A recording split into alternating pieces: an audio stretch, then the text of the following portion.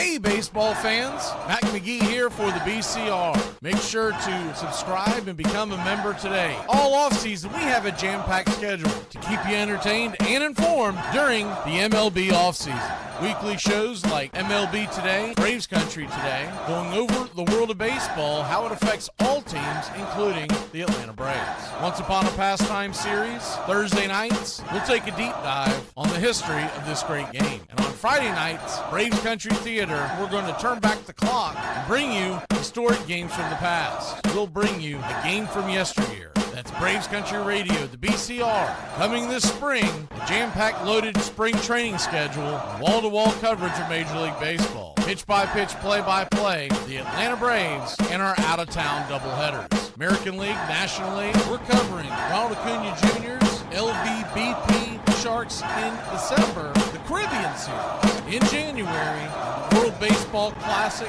gets rolling. On March 5th, we'll be here for all the action. We'll see you there for the classic call of the great game of baseball.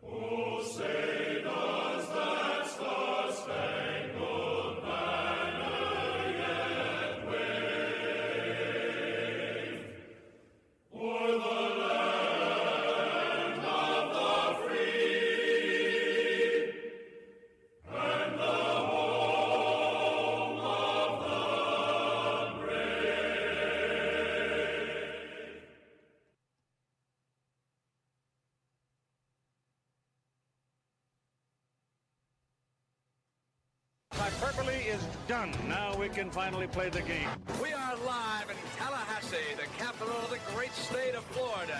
That's Desmond Howard going in motion on 2nd down and 5 for Michigan, playing on real grass at Michigan Stadium. Throw it to the sideline. It is intercepted. Florida State was sitting and waiting for it, and Terrell Buckley has scored a touchdown. How do you do? Chris Davis takes it in the back of the end zone. He'll run it out to the 10, 15, 20, 25, 30, 35, 40, 45, 50, 45. There goes Davis. Oh, my God. Davis is going to run it all the way back. Auburn's going to win the football game. Auburn's going to win the... They're down to the 20, but the bands are out on the field. There were flags all over the place. The most amazing, sensational, dramatic, heart-rending, exciting, thrilling finish in the history of college football. In trouble in the backfield, wants to throw now, and he's going to go deep. And I mean deep, and I mean touchdown, Florida! Miracle finish. A Hail Mary that's full of grace for the Gators. Barkley trying to bounce it. And does escape. Saquon Barkley in the clear. Saquon Barkley all the way to the end zone. 79 yards. It's a 31-30 game, and what does Nebraska do? I have not seen the kicker come on the field, and I don't think he's coming on the field. Tom Osborne made this decision a long time ago. He's decided to go for 2 and take his shot at winning. I commend him for it. This is for the national championship for Nebraska. Here come the Seminoles of Florida State. It's a battle for flagging rights and recruiting advantages in the state of Florida as the Gators come calling, and Chief Osceola ready to get it started. Tallahassee. Moody flushed, throws it down. Caught by Boston College. I don't believe it. Today, we've got... Allah!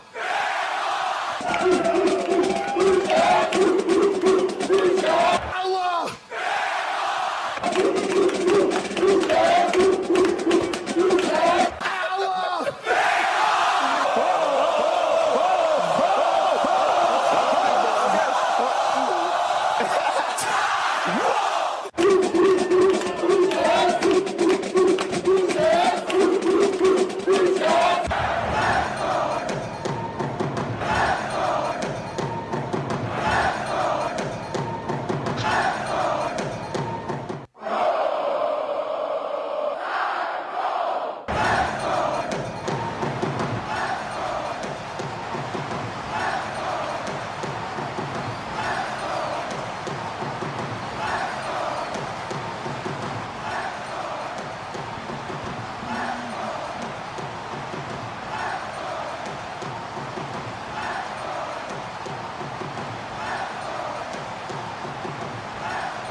Happy New Year to all the football, baseball fans alike in here today. We're getting set for Alabama versus Indiana. The Crimson Tide versus the Hoosiers. I'm Mac McGee. I'll be bringing you play-by-play as we are just moments away from kickoff. Good to see some of the folks here in the chat already. I know some of y'all will be probably crawling in here as might have had a rough one last night. Tree Nug. Deb up. We'll just call you Deb. Robert, good to see you. PETA. Thought I saw a couple others earlier, but that might have been on the other locations. We just opened up the Facebook crowd, but typically more on the YouTube crowd than anywhere else. And we're coming to you live on WQVZ. Getting set for what should be a heck of a game. I hope it's better than the first game we had today for the Texas Tech Oregon. Man, that was pitiful. And they've got a good crowd here at the Rose Bowl today, and that does not surprise me. Rose Bowl always brings in a lot of folks.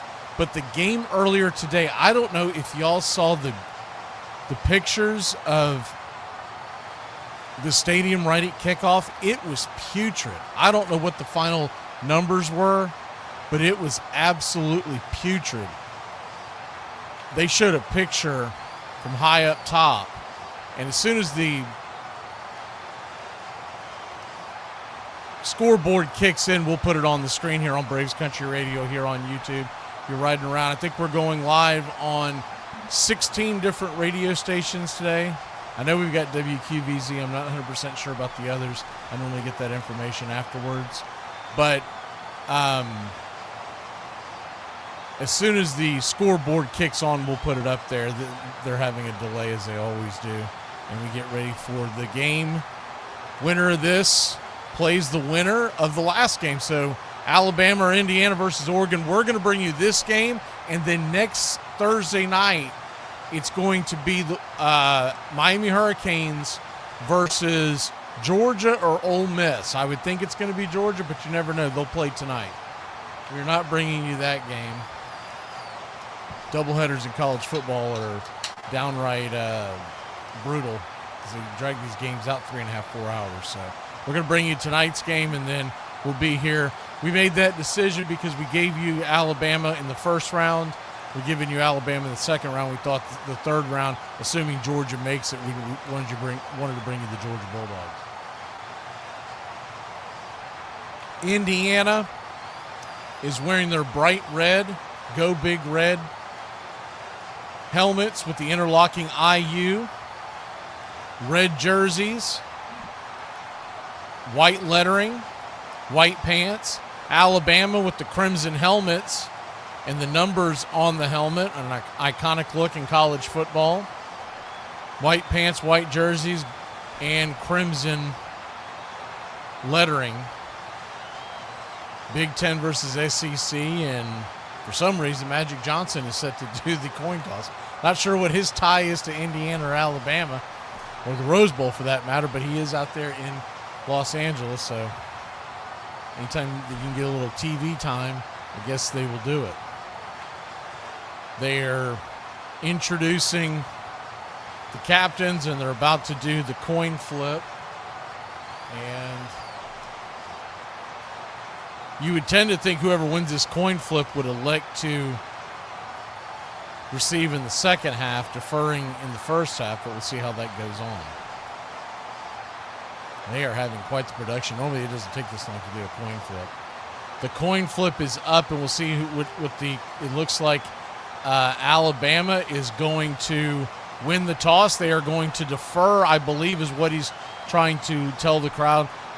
They're going to defer, and that would mean that Indiana's going to get the ball first. Alabama will guard the north end zone and Indiana the south. We're just about set for kickoff here at the Rose Bowl, 112th Rose Bowl edition here in Pasadena, California. Good to see you, as was. I see Daniel Barry's in here. Got a loaded January for you. We've been putting the cards up as we go. But next week we've got the college football playoffs Thursday night. Friday night we are bringing you, I believe it's a Once Upon a Pastime. I don't have it in front of me. I believe it's the Once Upon a Pastime. I'll look it up here in a second. And I do know we have a Braves Country Theater coming your way in the very near future. We're doing 2 more Braves Country Theaters before the season hits us in February. We're doing the 1995 World Series Game 6 clincher. And then we're also doing I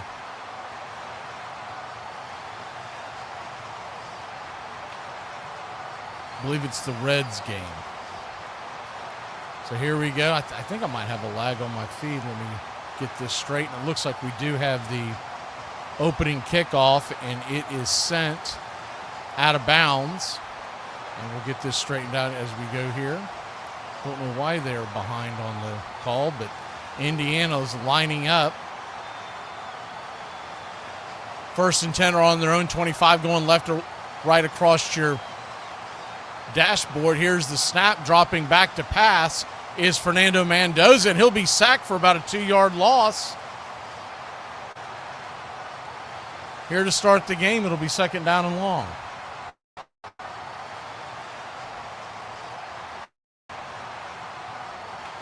Mendoza diving across. Okay, now we are caught back up. I do apologize. The ESPN app lagged for whatever reason, so we were a couple of plays behind. Indiana's going to be forced to punt, and now we are live. We will catch you up as we go along here. It was a 3rd and long, and Alabama got another sack. So 2 sacks in the first 3 plays, and it's 4th and 15 on the 20-yard line, going left to right across your dashboard, radio dial. And from the 20, here's the snap.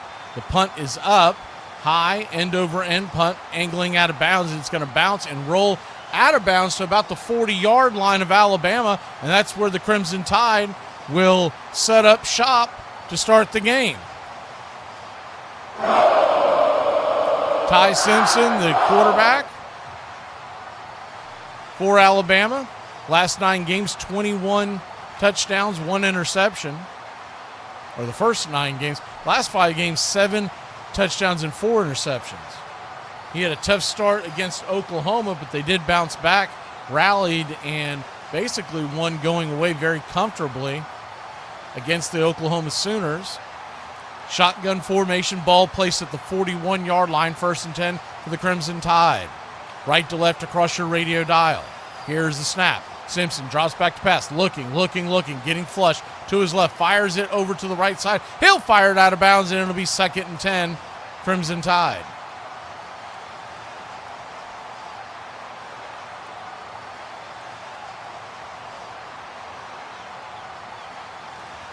Indiana comes in a 7.5-point favorite in this game. One of the best defenses in the country. And Alabama looking to pull the upset, though by brand-wise, I think most fans believe Alabama's the favorite, just because, but they don't play the games in the history books. They play them on the field. Here's the snap. Shotgun pass, fires it over to the left-hand side. Ball is caught, and the receiver making the catch over there is dropped for about a 3-4 yard gain. That's Ryan Williams. It'll be 3rd and about 6. Ryan Grubb, the offensive coordinator for the Alabama Crimson Tide, going head-to-head versus Bryant Haynes, the DC for Indiana. Shotgun formation, 3rd and 6, ball at the 45-yard line. Simpson, too high, too low, single back set. Here's the snap. Drops back to pass, fires it over the middle, and that ball is caught, and he will be diving ahead for an Alabama 1st down. Catch made on the play by Daniel Hill. The tailback, he just kind of flushed out in a halfback option route. Caught it just over the middle, wide open, and it's 1st and 10, Crimson Tide. Ball is at about midfield on the Rose Bowl logo. Under center, Simpson sets the man in motion. Here's the snap, handoff, play action pass, looking, getting flush, running to his right, fires it over to the right-hand side. Ball is caught and out of bounds, about a 5-yard gain. It'll be 2nd and 5. Good catch over there by the star tight end, Josh Cuevas, being projected as the number 9 overall pick in this year's NFL draft, and the top tight end prospect for sure. Ball at the 43-yard line, 2nd and 4. Simpson under center, single back set. One man high comes in motion. Here's the snap. Handoff off to the left-hand side. Bam Miller goes rushing up the middle, and that'll be an Alabama first down. Correction, make that Daniel Hill. Daniel Hill on the carry. And Alabama has it 1st and 10, ball at the 37-yard line of the Hoosiers. 2 high, 1 low. H back up high, single back set pistol formation. Simpson looking in. Here's the snap. Handoff. Off to Hill. Hill slides off to the right-hand side. He'll be stopped for little or no gain. It'll be 2nd and long. Good to see you, Freedom. I know we saw As was a second ago, seeing if I missed anybody sliding in here.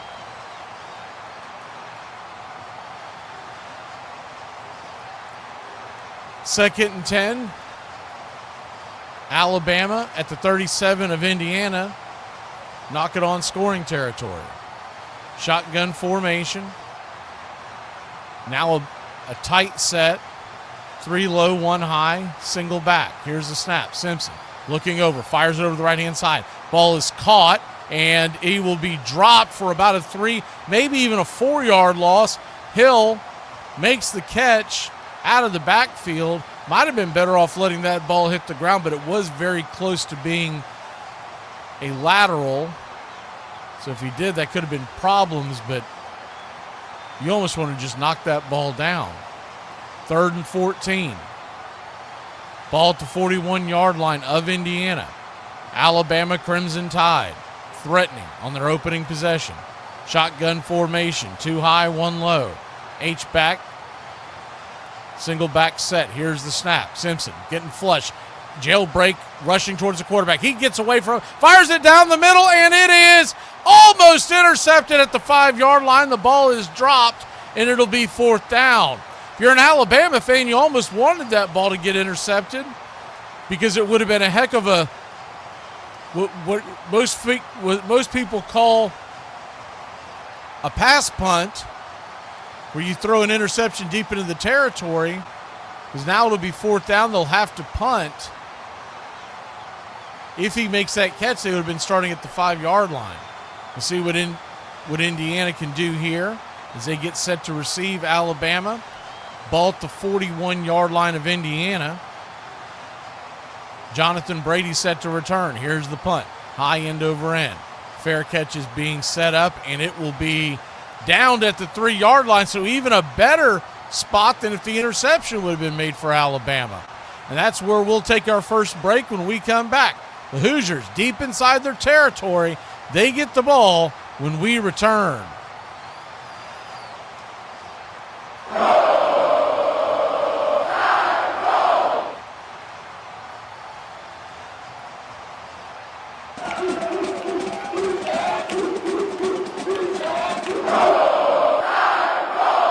Ever wondered why Alabama fans everywhere say Roll Tide? It's not just a chant, it's part of college football legend. The story starts back in 1907, when Alabama battled Auburn in a muddy slugfest. Alabama wasn't supposed to have a chance, but they fought to a 6 tie. A sports writer from the Birmingham Age Herald described how the players walked off the field covered in red mud, calling them a Crimson Tide. The name stuck, and the Alabama Crimson Tide was born. But where does Roll Tide come in? That came later. As fans watched the team roll over opponents through the years, the phrase became a war cry. First appearing in Alabama's fight song, Yay Alabama, with the line, Go, Roll to Victory. Over time, those words turned into 2 that define an entire fan base, Roll Tide. Today, Roll Tide means more than football. It's a greeting, a celebration, even a way for Alabama fans to recognize each other anywhere in the world. No matter where they are, one Roll Tide gets an answer right back. So next time you hear it, know this. It's not just a slogan. It's pride. It's legacy. It's Alabama tradition that's been rolling for over a century.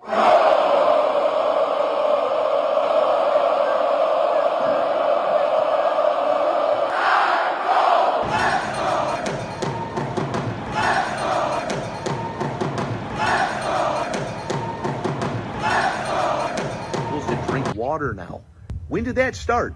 Do you remember any time of any moment in childhood that some adult told you, hey, gotta drink water? No, my guy. I'm talking every single sport. running in the summer, 9-10 hours a day in the blistering heat. Not one single adult told me, drink water. I thought you only drink water like after gym. Did not know you were supposed to be drinking this much water. Then they're like 8 glasses? 8 glasses of water in a day? I didn't drink 8 glasses of water through the 80s, 90s, early 2000s combined. Hello, a political poll. I never have before, but go ahead, shoot. I don't know. I don't even know what that means. Who? Oh, right. I don't know. Yeah, I'm already on the phone, okay? I'm taking a poll. My apologies. Carry on. Sorry about that, guy. Go ahead. I don't know. How could you not know that? Would you just hang up, please? Why should I? The man's conducting a political poll, and he has the right to speak to someone who's now an ignoramus. If you're so smart, why did you tell him that your total salary last year was $12? That was after taxes. One of the most flamboyant owners was Charles O. Finley of the Oakland Athletics. He was an old-fashioned autocratic entrepreneur with revolutionary ideas. And for 3 years in a row, Welcome back. 1st and 10. Indiana's got the ball thrown 3-yard line. Shotgun snap, handoff off to the left-hand side. Looked like that was Hemley fighting along for about a 1, maybe 2-yard gain. It'll be 2nd down. 0-0 your score, 8:48 left on the clock, first quarter. If you're just joining us, what you've missed is a couple of punts, one by Indiana, one by Alabama. Alabama did get a couple of first downs, flipped the field, and that's where we stand. 2nd and 8, ball at the 5-yard line. Shotgun formation. Mendoza fakes the pass and hands it off, almost Statue of Liberty type play. Guts his way up for about a 5-6 yard gain. Looks like it'll be about 3rd and 2 for the Indiana Hoosiers. Kane Womack, the defensive coordinator for Bama, going head-to-head versus Mike Shanahan Jr., the offensive coordinator for the Indiana Hoosiers. Shotgun formation, 3rd and a long 2. Man in motion, 2 high. 1 low, single back set. Mendoza rolls to his right, fires it over the middle. That ball is caught, and it is an Indiana first down. Good throw on the run against his body, and the Hoosiers move the chains. Tough throw. Getting flushed out of the pocket by 2 defensive linemen of the Alabama Crimson Tide. Airborne, leaps and throws against his body, and the ball was right on line. Catch made by Sarrett. Shotgun formation, ball at the 18-yard line. 1st and 10. Here's the pitch and catch, and Indiana pushes it up for about an 8, make it a 9-yard gain. Keeps pushing and pushing and pushing. It'll be 2nd and short. Bubble screen over there to the left-hand side. And Indiana sets up now a 2nd down and very manageable. Of course, if you're not familiar with Indiana football this year, Fernando Mendoza, the Heisman Trophy winner, beating out Diego Pavia of Vanderbilt. Shotgun formation, 2nd and 1, long one. Here's the snap, fires over the right-hand side. Ball is caught, and diving ahead, I think he's just about short, about a half-yard short of the line to gain. Elijah Sparrett with the catch. And it'll be 3rd and 1, 6:07 on the clock and ticking.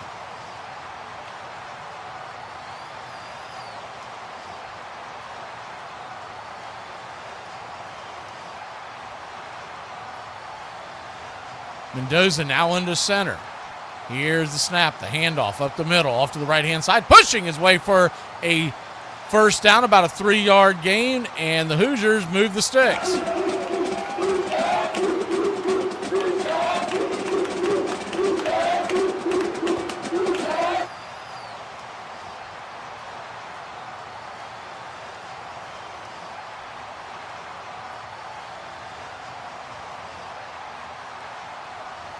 First and 10, ball at the 29-yard line. Indiana started this drive at their own 3. Here's the snap, handoff, up the middle. sliding his way for about a 1-yard gain, we'll call it. Looked like that was Roman Hemley. It'll be 2nd and 9 for the Hoosiers.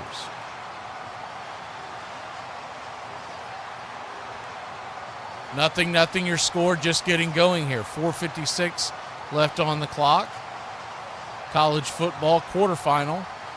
Miami has already punched their ticket, beating Ohio State last night. Ohio State got off to a very slow start. It's that rust versus rest argument you always hear in sports. Shotgun formation. Mendoza drops back to pass, fires it over the right-hand side. The ball is caught, but is he in bounds? Looks like he made the catch. Is he in bounds? He is in bounds. Side judge makes the call down about the 41, 42-yard line of Alabama, and it's a big-time first down for the Hoosiers. Good catch over there on the side by Charlie Becker.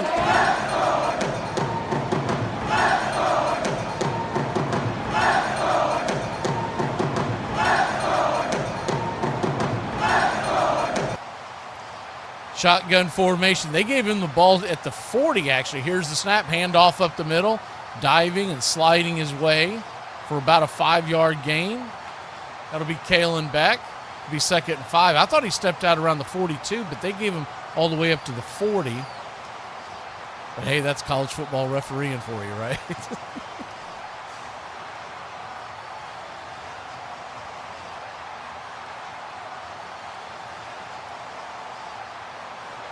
Once again, it was a good pass by Mendoza, but an even better catch. Mendoza so far 4 for 4 on the day, 46 yards. 2nd and 5, ball at the 35-yard line, creeping into field goal territory. Here's the snap, handoff up the middle. Diving, slicing, pushing his way, and that will just get across the line to gain, and it's an Indiana Hoosier first down.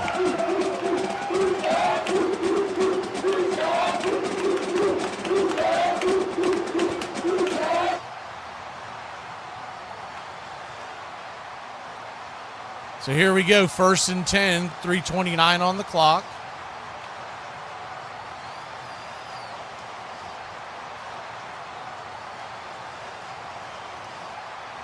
Ball placed just outside the 29-yard line. Shotgun formation, snap, handoff, fakes the handoff, fires over the right-hand side. The ball is caught and twisting and turning his way all the way just short of the line to gain for the first down, but it's about an 8-9 yard catch and run by E.J. Williams, fighting his way.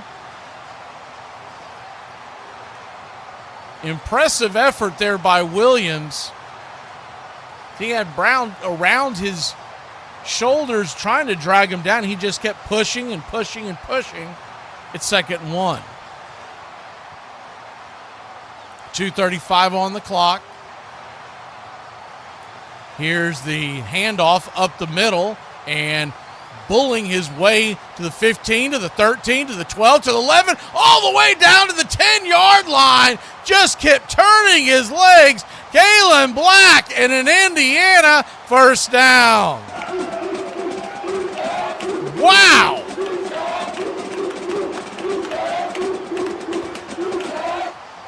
Kalen Black just 5'10", but 211, and he kept turning his legs, pushing and pushing and pushing. It was like a rugby scrum. They're saying that his momentum was stopped at the 13, but I'm not buying it. 1st and 10 at the 13-yard line. Here's the snap. Handoff up the middle, and Black is this time stopped at right about the line to gain. We'll call it about 2nd and 10. Actually, that was Hemby this time. Both of them have long hair, and they kind of cover their names on their jerseys, so it takes a second to realize who it is. Nothing, your score, 2:32 on the clock. Be 2nd and 9. 8 plays, 5 through the air, taking up 7 minutes and 30-plus seconds of clock, and Indiana knocking on the door trying to take the lead. We're going left to right across your radio dial. And timeout's going to be called by the Hoosiers. They didn't like what they saw on the field. We'll take it with them. We'll be back in a flash. 0-0 in the Rose Bowl Alabama and Indiana 2026. Happy New Year. It's like all I do is work, go home, blink twice, and my ass back at work. It's a never-ending cycle. What are we listening to? What the? Why did you turn it off? I don't know that. It's Travis Kelce's girlfriend. Who? The tight end. Travis Kelce's girlfriend. Well, I know Travis Kelce. Who's he dating? Taylor Swift. Taylor's. Yeah, she's been all over Travis Kelce's TikTok lately. Is she the party in the clout. in the USA one? No, that's Miley Cyrus. Much more talented. Oh yeah, that Hannah Montana chick. Yeah. Is Hannah Montana way better than Taylor Swift? Why does that sound so familiar? Yeah, the song. She was big in country in like 2008. Oh no! She the something with the garbage. Stupid screen doors. She's been on Travis. Yeah, I remember that dumbass. Yeah. So literally, she's now trying to literally like chase clout with Travis Kelce. She did the same thing with John Mayer. Absolutely not. John Mayer, wasn't it? Yes. Yeah. No, this is not a joke anymore. You know what? This is You know what's funny. Prince of Persia? What's the guy's name? Jacob Gyllenhaal. No, Jake Gyllenhaal. I'm Team Jake. Armchair. Excuse me, sir, why are you a Mets fan? I'm not. Then why are you here? I came with my buddy. Is he a Mets fan? I doubt it. Excuse me, madam, do you like the Mets? Mets. Who likes the Mets? Then why are you here? This is a ball game. Excuse me, sir, are you a Mets fan? Why don't you get lost? I'm trying to watch the ball game. Nobody worked the corners the way Catfish Hunter did. He would start inside and outside and up and down. If the umpire was giving him a call, then he would widen the plate and widen the plate. Plate is 17 inches wide, and batters used to say that by the end of the game, he was throwing to a 22-inch wide plate. But I remember Catfish Hunter losing a World Series game after he'd won a lot. The reporters rushed over, thinking they'd find him crestfallen or gloomy or silent. And he was just the same as he'd been before, and he finally said, well, he said, the sun don't shine on the same dog's ass every afternoon.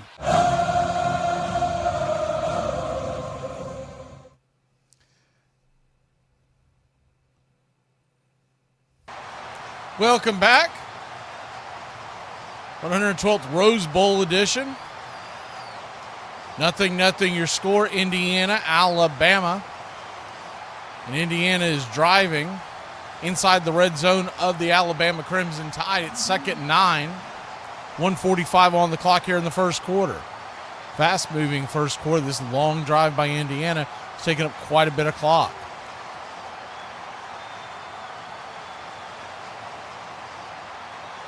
Second and 9.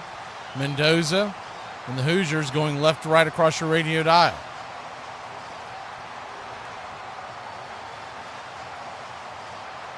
Five for 5 on this drive for 55 yards. 6 for 6 in all in the game. Shotgun formation, 2 high, 2 low. Single back set, man in motion. Here's the snap. Drops back to pass, fires it over the middle. Ball is caught, but right about the line of scrimmage. It'll be 3rd and long. We'll call it 9. Great defensive play there by Alabama, the number 96 on the play. Tim Keenan III kind of sniffed it out from the nose tackle position, dove in and hit the receiver and dropped him instantly. It's 3rd and 9.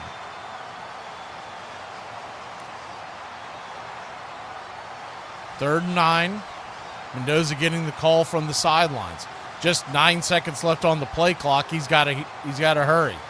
6, 5, 4, 3. Here's the snap. Handoff up the middle. Nothing doing, and it's going to be a big stop by the Alabama defense. They'll force Indiana to punt. To kick a field goal. It's 4th down and long.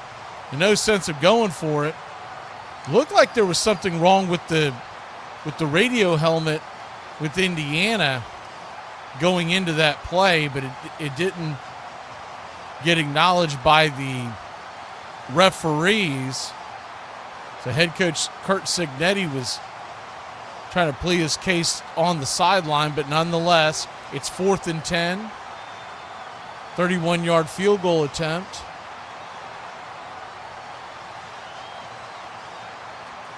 Now Kalen DeBoer he's arguing something, not exactly sure what it is. Looked like he was pointing at the scoreboard. Nico Radich will set up for the field goal, the sophomore. appears to be their injured player on the field for Indiana. As he trots off the field, we'll get his number for you.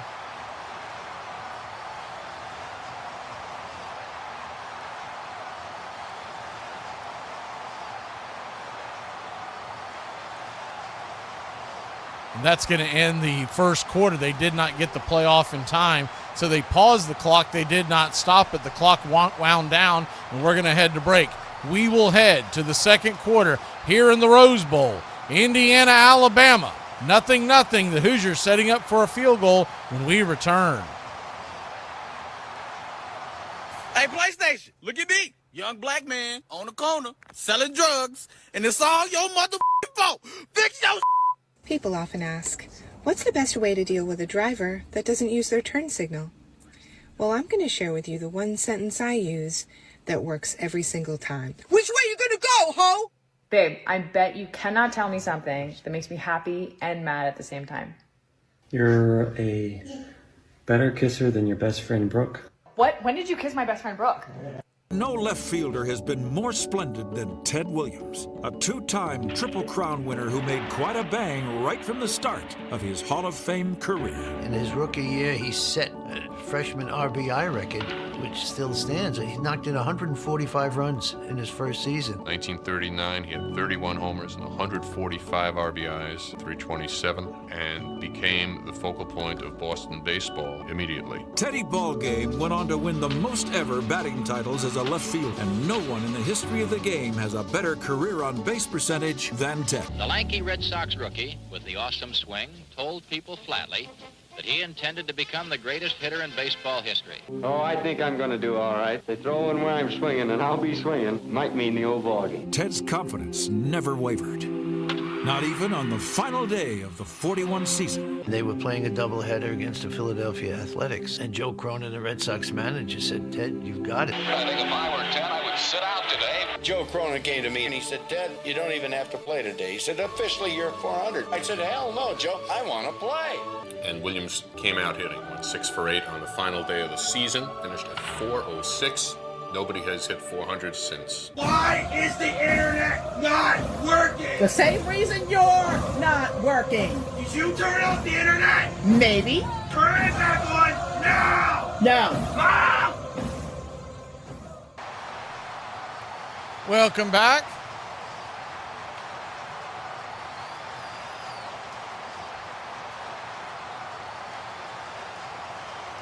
Nothing your score.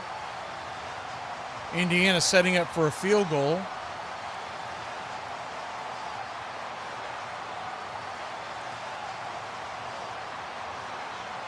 And they're showing down on the sidelines. It does look like there's something wrong with the radio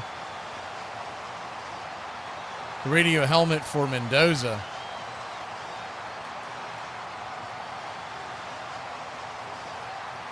And on the last play, what happened, it ended up having a panic call, and they just ran it up the middle for no gain. Here's the snap. The kick is up. The kick is good, and 10, making it 3-0 Indiana. Right through the uprights. And we're just a couple of seconds, about 10 seconds into the second quarter. 3-0 Indiana. Alabama will receive when we return. Good kick by Indiana. A great drive. We'll be back in a flash.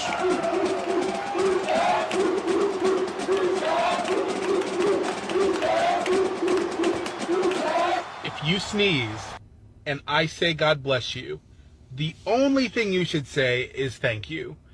I don't need to hear all of this. How did you get in my house? Why is my window broken? I'm calling the police.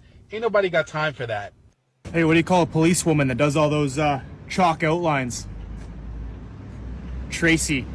10 things you didn't know about Theodore Samuel Williams. He disliked the name Teddy and even went as far as amending his birth certificate to say Theodore instead. He had offers from the St. Louis Cardinals and the New York Yankees while he was still in high school. His major league debut was the only game which featured both Williams and Lou Gehrig playing against each other. In 1940, he made his only appearance as a pitcher. He went 2 innings, allowing 1 run on 3 hits, and even struck out a batter. In his autobiography, he stated that his eyes were probably shut on his 1941 All-Star Game walk-off home run. In 1949, he set the MLB record when he got on base in 84 straight games. He was once fined for spitting on a fan who was taunting him after he dropped a fly ball off the bat of Mickey Mantle in Fenway Park. He homered in his last at-bat of his career on September 28, 1960. He almost hit 400 a second time in 1957, but he fell 5 hits short of accomplishing the feat. He took hitting advice from a 14-year-old who told him to dry his bats in an oven to release the moisture they picked up from the playing field and return them to their original weight. On July 25th, 1966, at Cooperstown, New York, Ted Williams was inducted into the Hall of Fame. Baseball gives every American boy a chance to excel, he said. I hope someday Satchel Paige and Josh Gibson can be added here in some way as a symbol of great Negro League players. They are not here only because they did not get a chance. 5 years later, Leroy Satchel Paige was inducted into the Hall of Fame. Please like and subscribe today, youtube.com/@BravesCountry.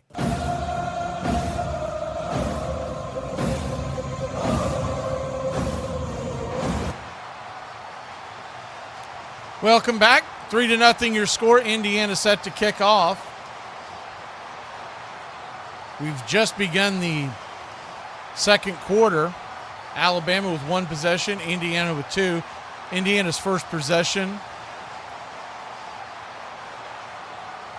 went quickly. Alabama actually got a few first downs before they punted Indiana deep into their own territory, and they took the ball from their own 3-yard line all the way to Alabama's 13-yard line and had to settle for 3. So 3-0 your score as we begin quarter number 2. Indiana kicking off to Alabama. Alabama will be going left to right across your radio dial. Here's the kick. High, deep, end over end kick, deep in and out of the end zone, and Alabama will set up shop at the 25-yard line.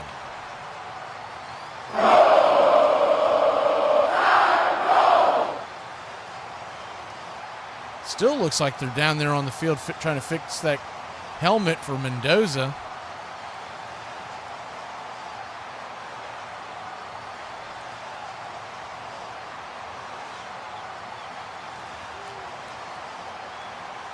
Ball placed at the 25-yard line. Simpson is under center. 1st and 10.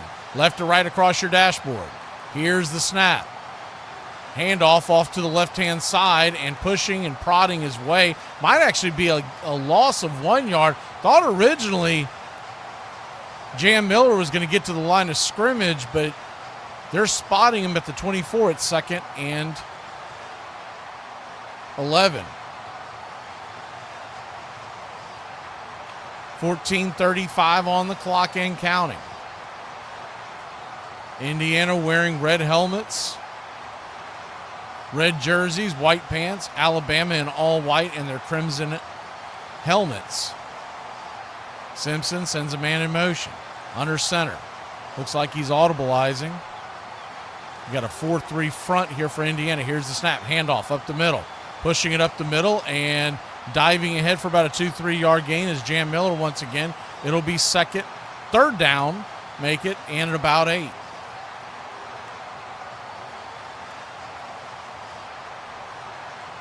Just not a lot of room up there up the middle.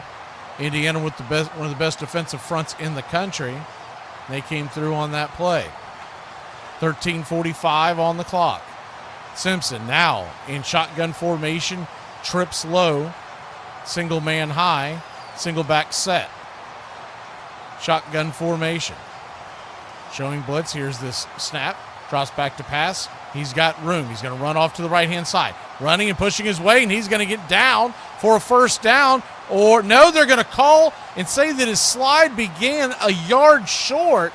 I don't know about that. That kind of looked like, looking at the replay like right here, that he was actually getting pulled from behind and not giving himself up and sliding. But I believe they're going to call him down at the 29-yard line. You could make that argument either way. If you're an Alabama fan, you believe that he was getting pulled down. If you're an Indiana fan, you believe that he was giving himself up. It's 4th and 1 on their own 34-yard line. Is DeBoer going for it? Shotgun formation, and Indiana's going to call a timeout. And maybe that's all DeBoer wanted to get out of it. That seems a little aggressive, only trailing by 3 on your own 34-yard line, 4th and 1. We'll stay right here with you during the timeout, but that seems extremely aggressive this early in the game. I always go with the thought of it's not whether or not you think you can get the first down. It's what do you gain if you get that first down. If Alabama gets the first down here, all they gain is a brand new set of downs, but the ball's still at their own 35. Conversely, if you're going for it at the 35 to 30-yard line of your opponent and you get that first down, you might be setting yourself up for a field goal attempt. So as we stay right here with you, we'll go over the statistics real quick. Mendoza for Indiana, the quarterback, 6 for 6, 55 yards through the air. They've got 24 yards on the ground. Now 13 of that negative yards by Indiana rushing off of Mendoza in the sack department. They do not count that in the National Football League, but in college football they do. So as far as the actual running, honest running attempts and honest yards, it's 37 yards on 10 carries for Indiana. In Alabama, they have 5 rushes for 15 yards. Simpson's 4 of 6 for 12 yards.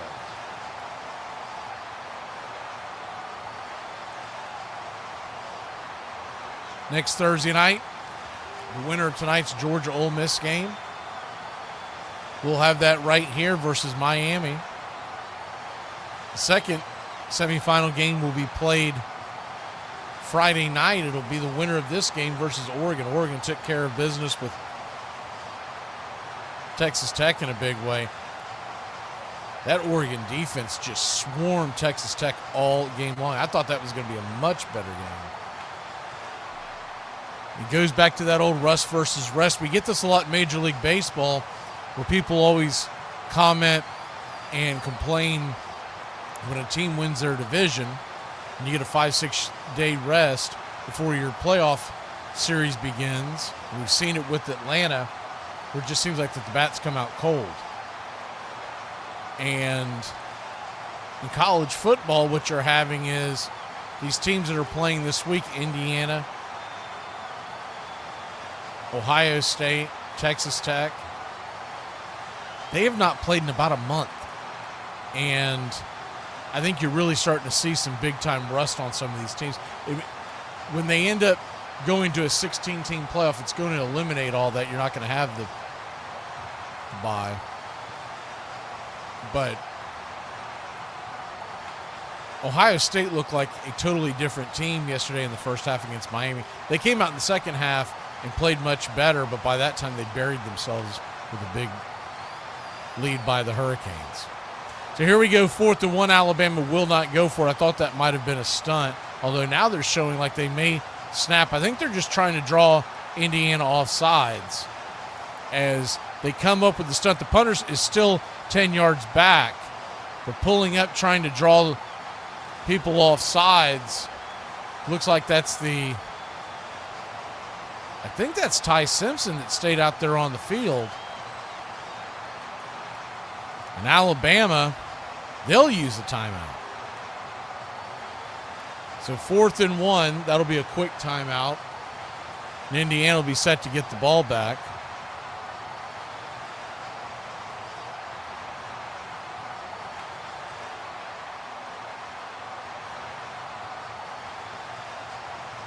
Fourth and 1. Is Alabama now going back out there? I mean, this is a cat and mouse game. And it looks like they may be actually going for it now. So here we go again. It's 4th and 1, 12:44 on the clock. You're just kind of tuning in, 3-0 your score. This is the third stoppage, and it looks like they're actually going for it now. Jam Miller set up in the Wildcat formation. Man in motion. Here's the snap. Pusher, jet pass off to the right-hand side, left-hand side. He is not going to get it. He is going to get stopped for about a 1-yard loss. And Indiana with a big-time stop. Alabama, you got to wonder, should they have punted there? And it's a first down and a change of possession for the Indiana Hoosiers. A big stop by the defense.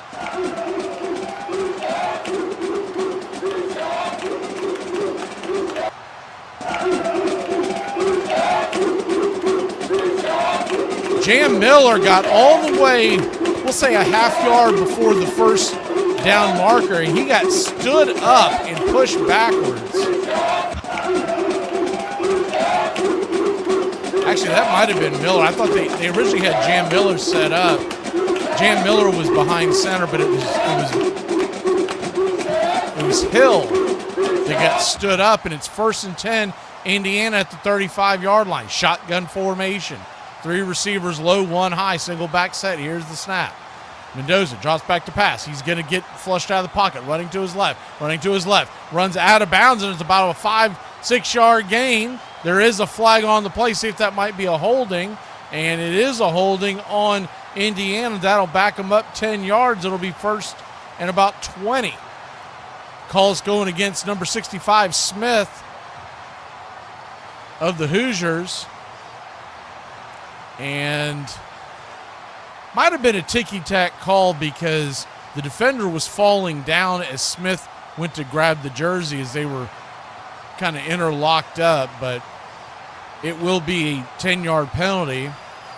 And Smith will wear that blame. 1st and 20, 12-13 on the clock and counting.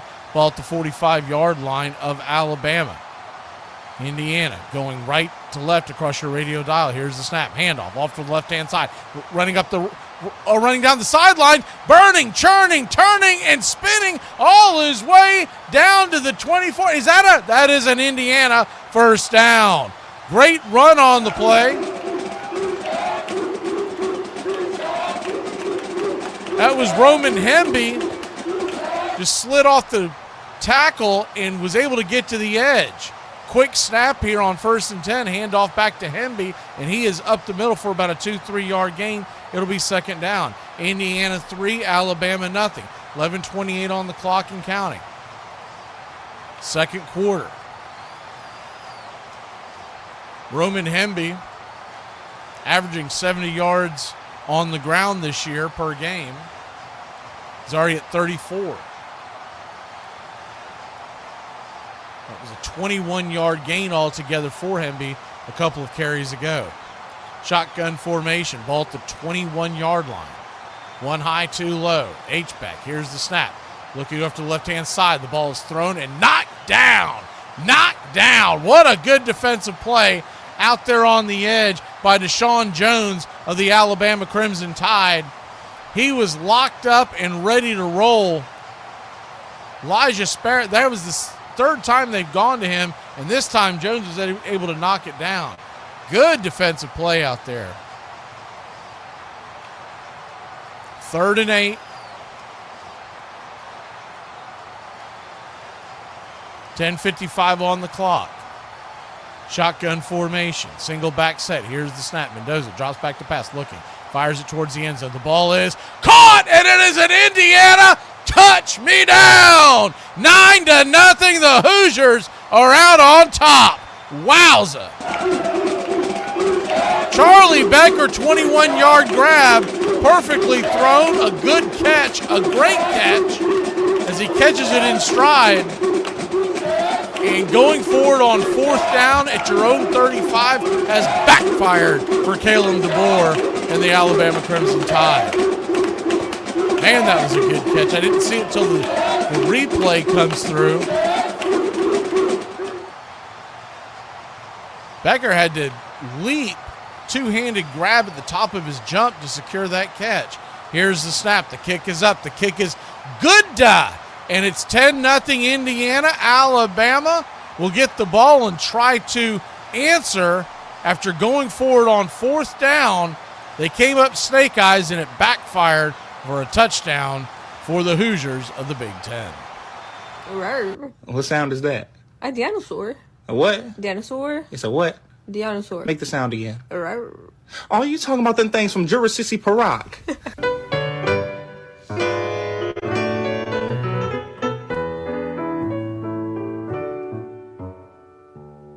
Hey, I got a quick question for all the Caucasian homies out there. Cottage cheese? You know what? Fair enough. Good question. I've got a follow-up question. Chitlins? But even Finley's championship A's couldn't draw 1 million fans a year. All across the American League, attendance figures lagged behind the harder-hitting National League. In 1973, to remedy that imbalance, Finley and other owners pressured the American League to try an experiment, the designated hitter, which allowed a better-hitting player to bat for the pitcher without removing that pitcher from the game. Everybody adopted the designated hitter. Everybody but the oldest organization in professional baseball, the National League.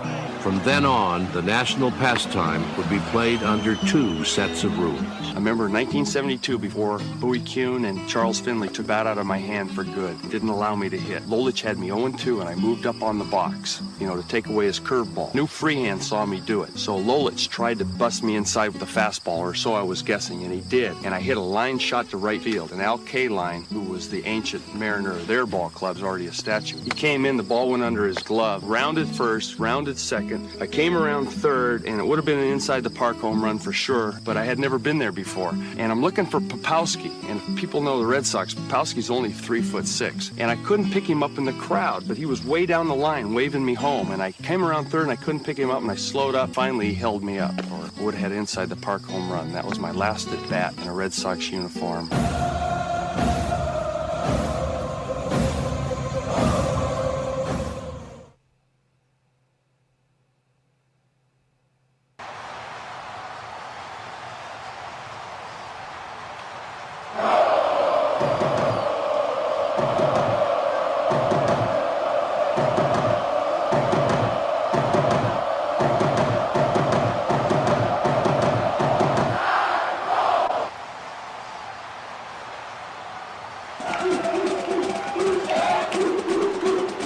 Welcome back.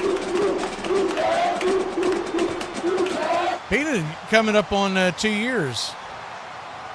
Guess that's going to play out right around opening day if my math is right on that. We're back to the action. It's 10-0 Indiana. Alabama.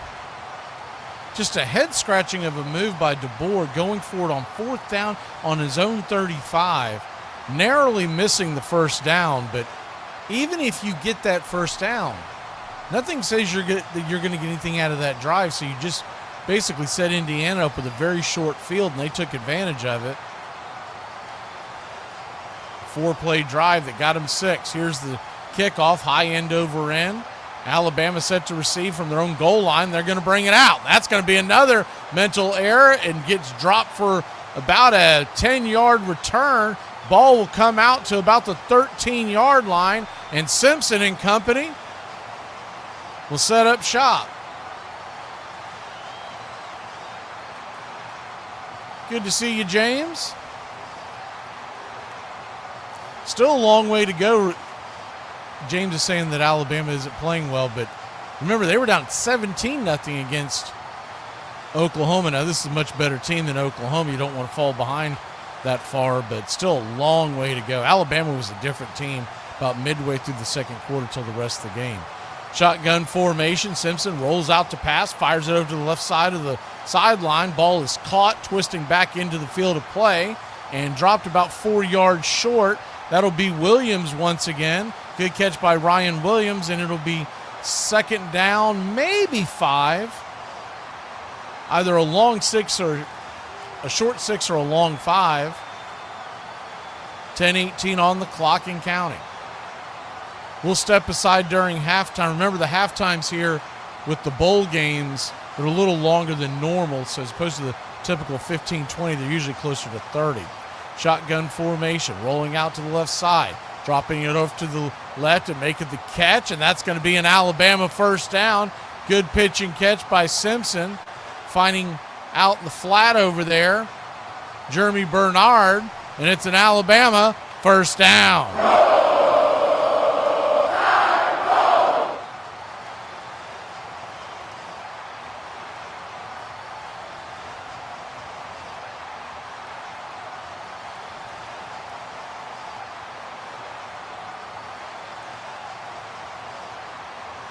First and 10, ball at the 37-yard line. Pass, dropping back, and out there in no man's land. It's going to fall incomplete. Looked like Simpson, who had faked the handoff and was getting rushed by 3 Indiana defenders, just kind of tossed it out there in hopes that his running back, Hill, would be able to make the play, but the ball was well wide of his outstretched arms. Shotgun formation, 1 high, 2 low, single back set H-back. Here's the handoff up the middle, and he's going to be dropped right there at the line to gain. Right there at the line of scrimmage, the original line of scrimmage, and it's going to be 3rd and 10. Ball still at the 37-yard line. They tried with Miller once again. Hill. A little surprised we haven't seen more of a Jam Miller in this game. It's been more Daniel Hill. Shotgun formation. 3 low, 1 high, single back set. Indiana bringing 4 on the play. Here's the snap. Dropping back to pass. Simpson pushing up in the pocket. He'll get dropped. It won't be a sack, but he'll barely get back to the line of scrimmage, and it's going to be 4th and about 10.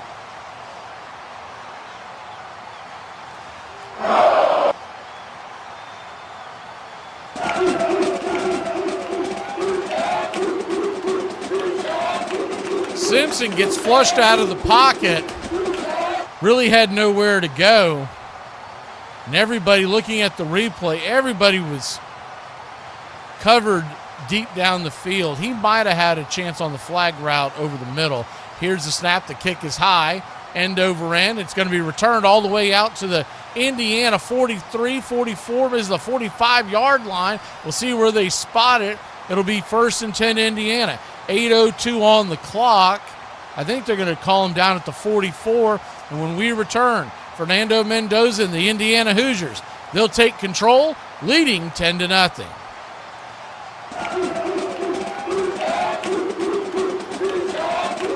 What are you doing? Excuse me?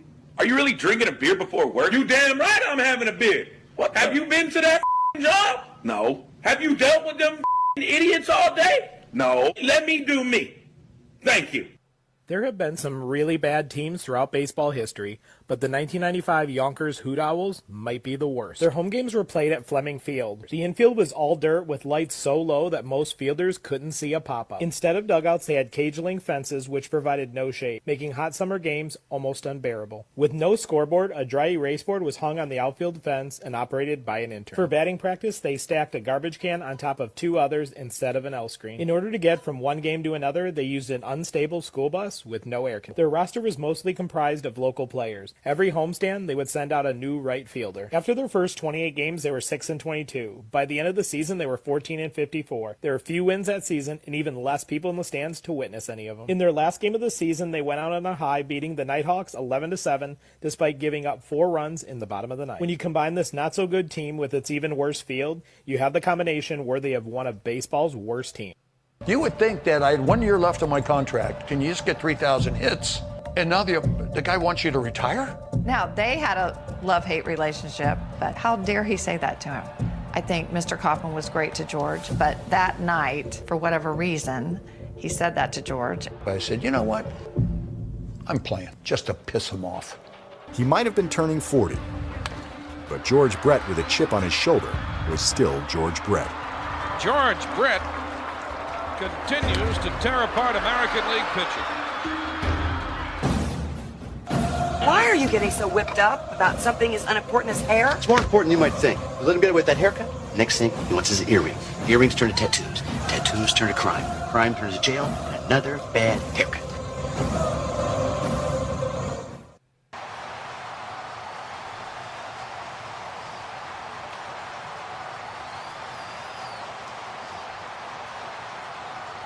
Ten to nothing your score, Indiana. Set to start their offensive possession about their 45-yard line. Just over 8 minutes left here in the second quarter. We're going right to left across your radio dial. I'm Mac McGee here for Braves Country Radio. You can find us on YouTube. We bring you pitch-by-pitch, play-by-play of your Atlanta Braves and all of Major League Baseball. We'll have you the World Baseball Classic coming up in March, the Caribbean Series in February, and the college football playoffs next week and the national title game. Shotgun formation, dropping back to pass. Mendoza, he is going to be sacked for about a 10-yard loss, maybe more. It'll be second down and long. Coming in on the play, good defensive pursuit by the Alabama Crimson Tide. Like a heat-seeking missile was Yanze Pierre, number 42 on the play.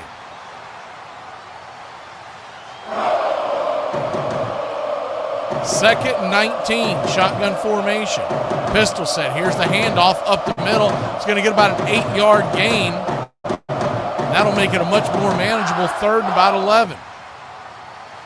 And he's not getting up very quickly. He's holding his right arm. At first I thought he had knocked the wind out of him. He is not getting up. He's holding his right arm. Again, that's Kalen Black, senior out of Virginia Beach. Let's see what happened here.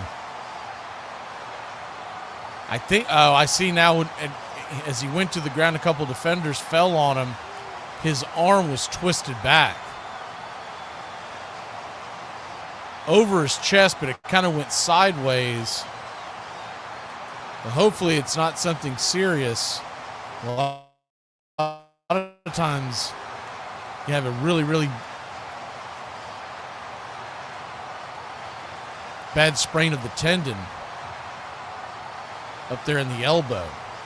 They went to break. We'll keep it right here in case you missed it earlier. And good for you for missing it, because you didn't miss anything. Oregon bludgeoned Texas Tech in the first quarterfinal of the day, 23-0. And I watched most of that game, and I can tell you now it didn't feel that close. It was 6-0 at the half, but you never felt that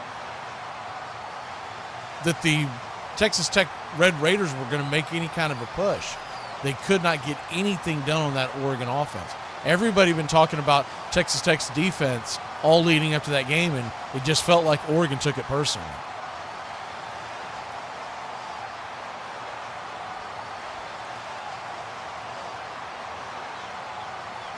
Ten to nothing your score.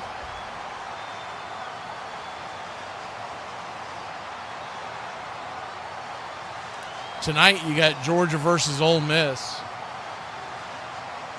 We decided to bring you this one because thought it'd be a little better matchup. I've just got a feeling that Georgia's going to be too much for Ole Miss. And you can't really do two games of college football in one day because they last so long. They're usually about 4 hours. It'll just wear your vocal cords out. So we decided to do one. We wanted to get the one in the middle, the Rose Bowl. We thought that might be the best matchup. We'll see how this one plays out. But it's not that I don't think Ole Miss has got a pretty good team. I just eventually losing all that they lost to their coaching staff in a playoff-type atmosphere going up against Kirby Smart and company, I just think it's going to be too much for them. But they have become America's darling. Everybody wants to see Ole Miss do well and kind of stick it to their coach.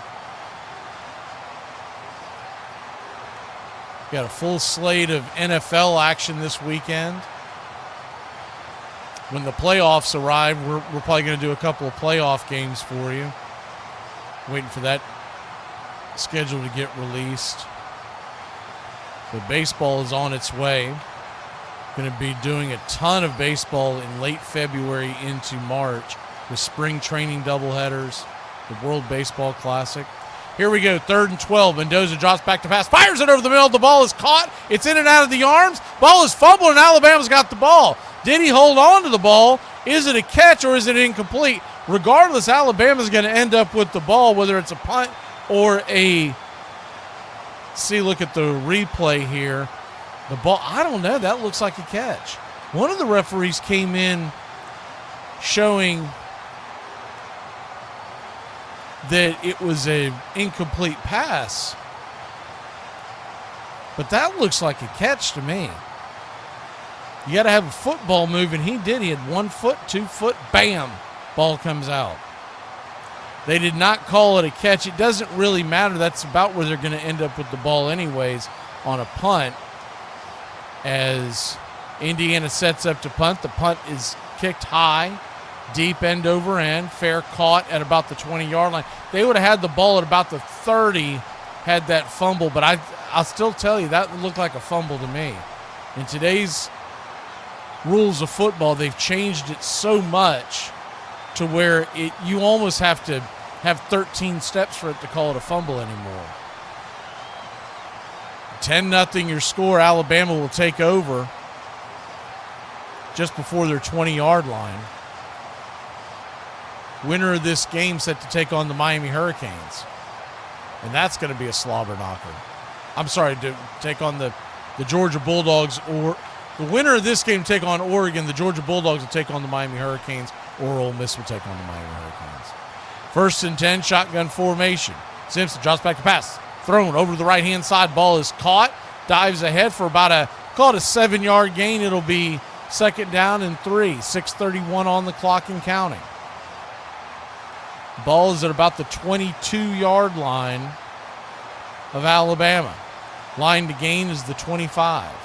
They moved it up to the 23. Shotgun. Simpson drops back to pass, fires it over the middle. Hill makes the catch, Daniel Hill, and it's an Alabama 1st down.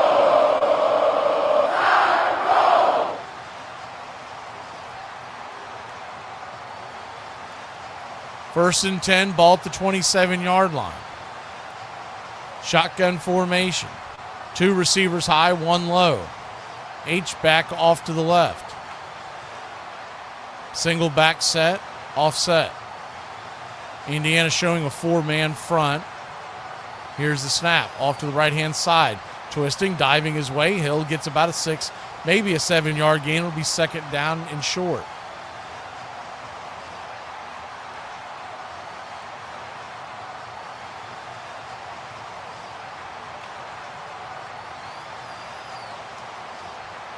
Shotgun formation. Ball about the 33-yard line.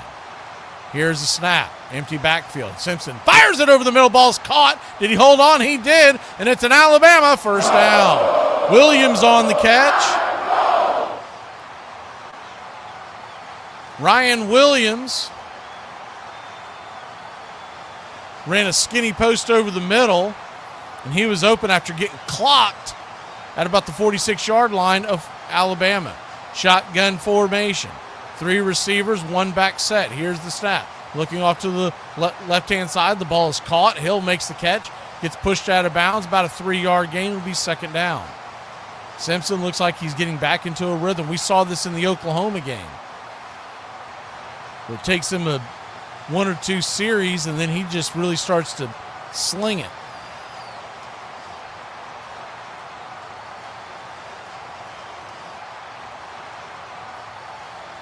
Good to see you, Uncle Charlie. Welcome in. I think we got Raymond in here, too. Everybody loves Raymond. Ball at the 49-yard line, 2nd and 7. Simpson sends a man in motion. Here's the snap. Handoff to the right-hand side. Hill pushing his way. He'll get stopped just past the line of game. It'll be 3rd down.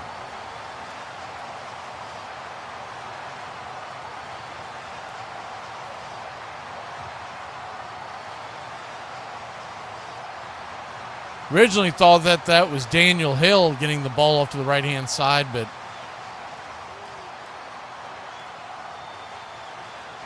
it appears That was actually Young. Shotgun formation. Ball at the 49-yard line. Line to gain is the 44 of Indiana. Simpson drops back to pass, looking to his right, getting flushed out. He'll take off and run for it, and he will dive ahead for an Alabama first. The ball comes out. Ball comes out. Who's got it? Who's got it? Indiana's pointing that they've got it. They've got it. Simpson coughs up the ball. We'll have to see if he was down. It was close. He was trying to make sure that he was going to get the first down so he didn't slide, and as he got bounced around, he got smacked on the back end, and the ball come flying out. See, take another look. That ball is out. So Indiana gets a big turnover as Alabama was driving. He coughs up the ball. Quick jump to it. About 3 or 4 Indiana helmets swarm to the ball. Man, that was a smack and a half.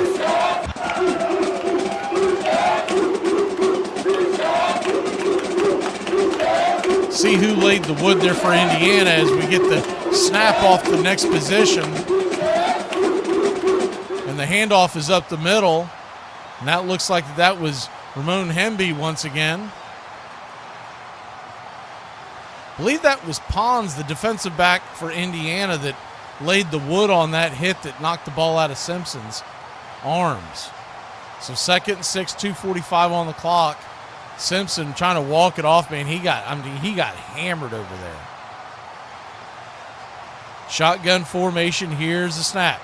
Handoff. Fakes the handoff. Keeping his Mendoza. He'll dive ahead for about a 3, maybe 4-yard gain. It'll be 3rd down, and we'll call it a long 2. 10-0 your score. 2:22 on the clock. Hoosiers moving right to left across your radio dial. Remember, Alabama does get the ball back to begin the second half as the clock winds down. We're going to get the 2-minute warning. Something fairly new to college football. They've only been doing it for a couple of seasons. We'll take a quick break. When we return, Indiana's got the ball at about midfield. It's 3rd and short. Alabama trying to hold the line. It's 10-0. Hoosiers with the lead. We'll be back in a flash on the BCR. Happy New Year from Braves Country. Don't come around asking me no dumbass like, oh, what do you like most about your job? Payday, lunch break, and leaving that mother. That's all I got for you. These jobs be quick to say, we're a family. Well, damn kind of family member is you leaving me broke while you collecting all the damn money. You got me out here overworked, underpaid. I'm doing the job of 6 people. I gave you my opinion. You didn't take it. What kind of family this is? I must be the black sheep or something. Well, obviously I'm not your favorite niece, then bye. Can you work overtime? No, I cannot. Can you move out of the door so I can get up out of here? What are you doing? It's a game of touch. Every time I look over, you're on your ass again. I didn't hear my lungs. I'd scream at you. Before we selected our top 9 first basemen, we established a few ground rules. They had to have played in the modern era with at least 900 major league games at the position. Since first base is a place where you can really flash the leather, we did consider their fielding prowess. But in this case, gold gloves took a back seat to silver bats. And take into consideration how the player performed against his peers. So here are your top 9 first basemen. Number 9. With 573 home runs, Harmon Killebrew is the 2nd all-time home run hitter among first basemen. Harmon Killebrew was the best home run hitter I ever saw. A drive deep to left, way back! He hit 47, 48, 49 home run every year. Harmon could hit some of the longest home runs and some of the highest home runs. I mean, his balls just kept carrying. And there it goes. It's way, way back. It's a home run. Uh-oh, there she goes. Everything. Home run for Killebrew. The man they called Killer was the most valuable player in 1969 and played in 13 All-Star games. He was the heart and soul of a franchise for 21 years. In 1984, Harmon was inducted into the Hall of Fame in Cooperstown.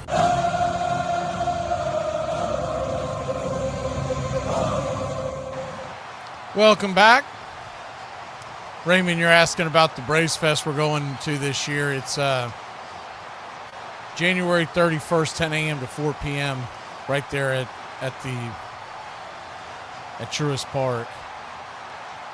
I mean, they may have some stuff going on the other outside of that, but the actual fest itself is being promoted as a 6-hour event. And it's free admission, but you do have to get your tickets. Peter was talking about that the other day. We went ahead and got ours. I think you can get 4 is what you can sign up for. You have to go through the whole Ticketmaster / Braves MLB Park app, but it's not but there's no charge. You don't have to give credit card numbers or anything like that. 3rd and 3, 2 minutes left. Indiana drops back to pass, leading by 10. Mendoza getting flushed out of the pocket, nowhere to go. He's going to dive ahead for an Indiana Hoosiers first down. Wow. See right there why he won the Heisman Trophy. It didn't look like he had anywhere to go. He was being swarmed by 3 of the 4 defensive linemen of the Alabama Crimson Tide. He took a step to his left, juked 2 of them, and then slid ahead and dove forward for a first down. So under 2 minutes to go, 1:34 on the clock. Pistol set. 2 receivers high, 1 low. Here's the snap. Hand off to the left-hand side. Running outside on the edge and turning and burning and getting his way just out of bounds, just short of the first down. It's about a 9-yard gain for Ramon Hemby. Good run by the Hoosiers.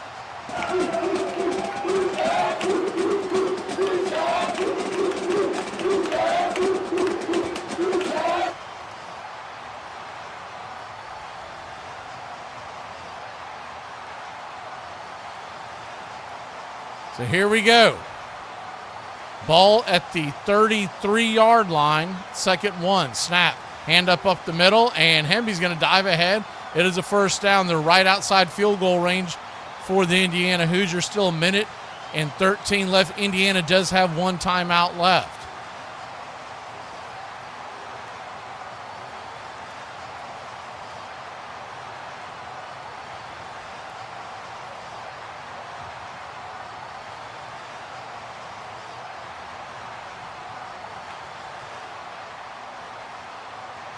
First and 10, 58 seconds left. Clock is stopped on the field, but I don't think anybody's called a timeout. 3 referees are huddling around the 30-yard line, 35-yard line. Let's see what the verdict is here. Kurt Cignetti, the head coach of Indiana, he just looks perturbed on whatever's being told to him from both the referees and his assistants. He put his hands up like, I don't want to hear it. Let's just play ball. Fernando Mendoza waiting for the call. I'm assuming they got it figured out with his headset. I haven't seen any more issues. If you're just joining us, the first drive that they ended up making headway for the Hoosiers, ball got all the way down to the Alabama 13-yard line, and on 2nd down, they came out of a timeout, and all of a sudden he wasn't hearing anything out of his headset. And they ended up having to kick a field goal, what looked like a botched play call, where Mendoza didn't want to use another timeout, and he just ended up handing the ball up the middle, and that led to the 3-0 lead. How we got to 10-0, Alabama went forward on 4th down. They are reviewing something. I don't know what they're reviewing, but they are reviewing something. Alabama goes for it on their own.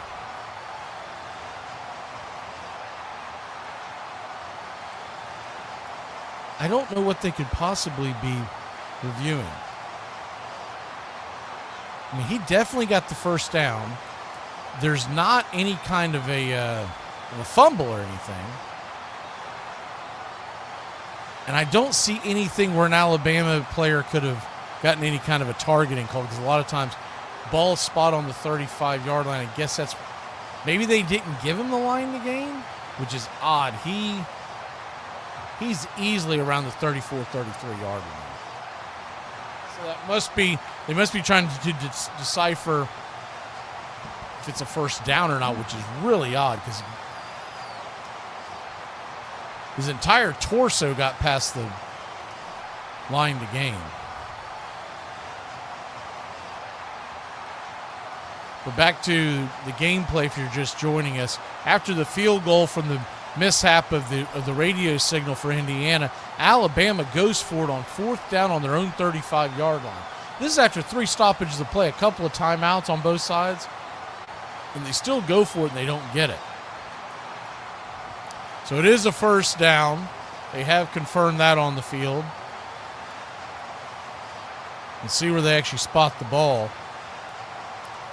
So Alabama goes for it on 4th down. They don't get it. And Indiana takes the ball into the end zone on about 3 or 4 plays. A touchdown pass from Mendoza to Becker. And that's where we stand. Charlie Becker with a great leaping catch in the end zone on one-on-one coverage on 3rd and long. So 1st and 10, 1:17 on the clock. Shotgun formation. Here's the handoff off to the left-hand side, running his way and pushing his way. Out of bounds, Hemby looks like he's got about a 7-yard gain. It'll be 2nd down. 1:07 on the clock. The clock is stopped as Hemby got out of bounds. Indiana doing a good job of managing the clock with just 1 timeout remaining.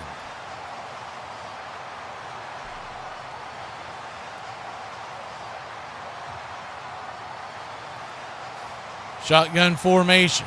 Mendoza drops back to pass. Fires it over the right-hand side. The ball's caught for an Indiana first down. Diving ahead. Getting down to about the 15-yard line. And it's 1st and 10.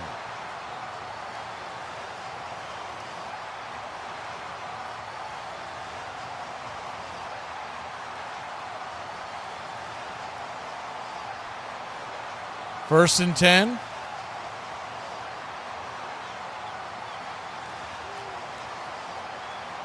Indiana drops back to pass, fires over to the left-hand side. The ball is caught out of bounds, stepping out of bounds at about the 10-yard line. It'll be 2nd down. We'll call it about 3 or 4.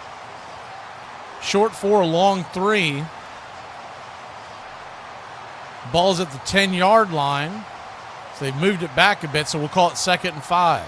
Here's the snap. Handoff up the middle. Hemby diving his way. He's got an Indiana first down. 44 seconds on the clock. See if Indiana rushes to the line or if they just play it by ear. It's 1st and goal. They do have a timeout left, but the clock is ticking. 39 seconds, 38 seconds. Tick, tick, tick, tick, tick, tick, tick, tick. They go into huddle, which is a little surprising. Taking their time. 29, 28.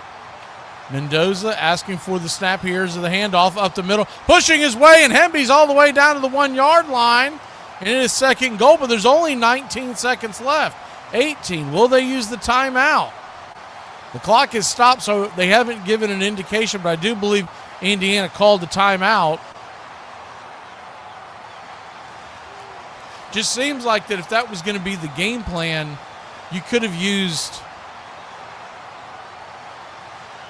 Because right now what you have done, so you're talking about 2nd goal on the 1-yard line, you can't really run the ball without having to clock it anyways. So if Indiana could have ran up there and clocked the ball real quick, they would have had 3rd and goal at the 1, and then you have anything you want to do, you got a timeout in your pocket, you would have had about 10 seconds on the clock. They're going to move it back to 23 seconds. So if they're on the ball, if they could run the ball if they want to and still spike it, setting up a field goal. You could also get really creative here and off the play if you tell everyone on the play, hey, if we don't get it in the end zone, we're going to snap it real quick and throw a fade to the back pylon. They've now moved to 21 seconds, so it's a little trickier now. Just seems like it would have been smarter for Cignetti and Indiana to spike the ball there, keeping the timeout in their pocket. So here we are, 2nd and goal, 21 seconds left here in the first half. Alabama will receive the kickoff. They'd like to hold them to a field goal and keep it to a 2-score game. Mendoza under center. Play action pass, drifting, fires it across, and that ball is caught in the back of the end zone. Touchdown, Indiana! 1 yard touchdown grab by Omar Cooper Jr. Good pass, good pitch and catch. Mendoza to Cooper, and they've broken out to a 16-0 lead. 11 plays, 58 yards, 2:52 on the clock.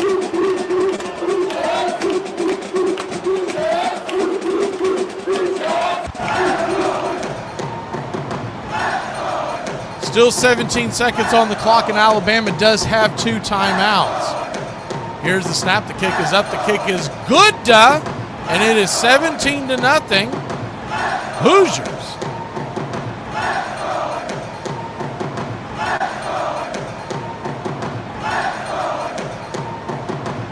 All this set up by the fumble by Simpson as he was pushing ahead to get the first down. He got smacked in the back. Dropped the ball. Indiana takes advantage of another mistake by Alabama, and it's 17-0. Alabama will have 2 timeouts, 17 seconds left. They can pop a couple long plays. They can definitely get in field goal range. You can't really dawdle at this point.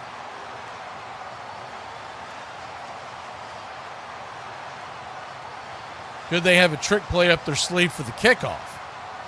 Here's the kickoff, high and deep, end over end. Ball will be in and out of the end zone. We'll never find out, and it is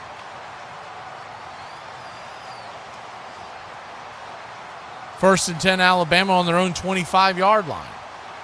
17-0 your score. We're heading towards the half. Remember, Alabama trailed 17-0 to Oklahoma, and they had a dominant quarter and a half, second to third. They ended up pulling out the win. So see what kind of adjustments they might have at the half. And DeBoer and the Crimson Tide are just going to take a knee and take it to the half and regroup, trailing by 17 points here in the Rose Bowl. Alabama, nothing. Indiana, 17. The Crimson Tide get the ball when we return.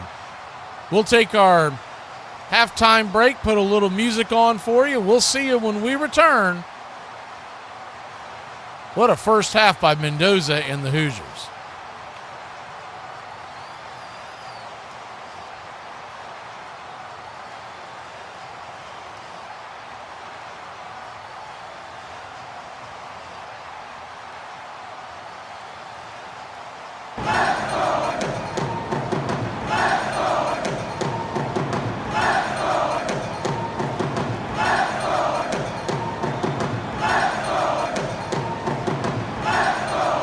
If the weather's like this and you don't have a reason to go anywhere, stay off the road so that people like me can make it to town safely to go get more beer.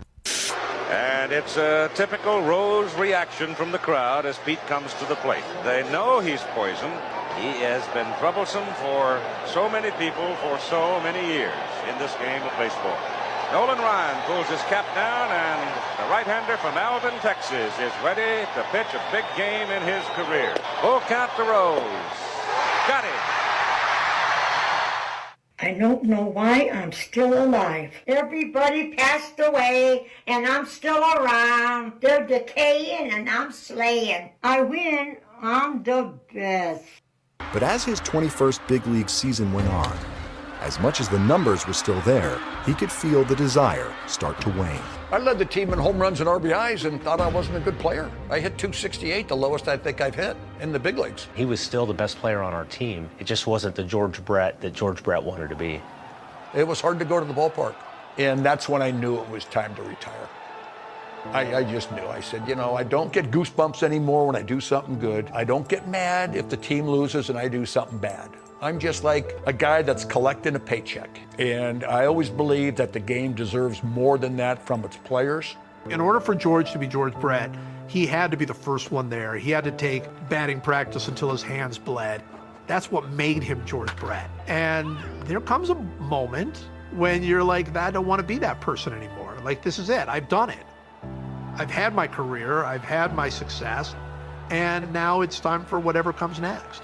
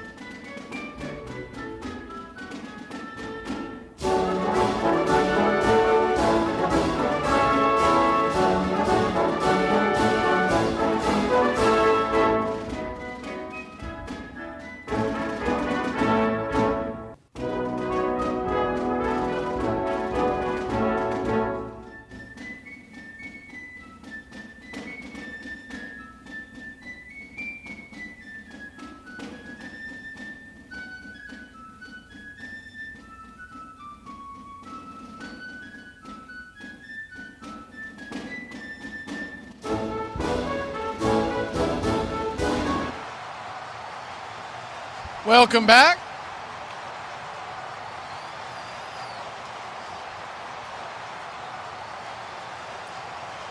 We are just about to begin the third quarter. Indiana leading by a score of 17-0.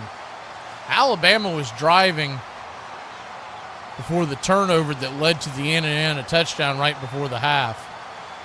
That would have been a big drive to cut it to a one-score lead, but a fumble by Ty Simpson after he ran past the first down marker and couldn't get down before he was hit in the back by the defensive back for Indiana, and the ball popped out.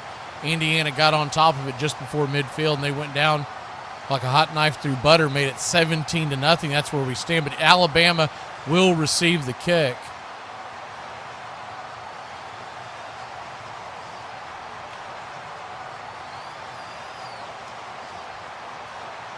And here is the kick, high and deep, end over end, into the end zone, in and out, and Alabama will start at its own 25-yard line, trailing by 3 scores.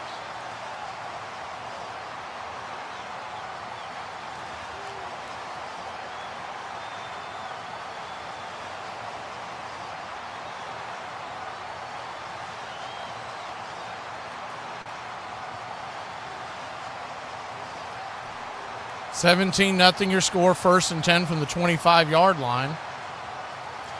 Shotgun formation, 3-trip set to the right. Here's the snap, bubble screen to the right side. Williams has the catch, and he'll get dropped for about a 4-yard loss. It'll be 2nd down and long.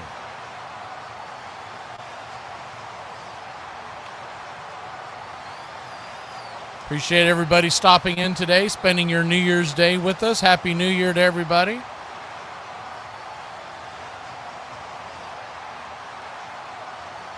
Georgia Ole Miss tonight. That kickoff will come close to 9 o'clock at night, so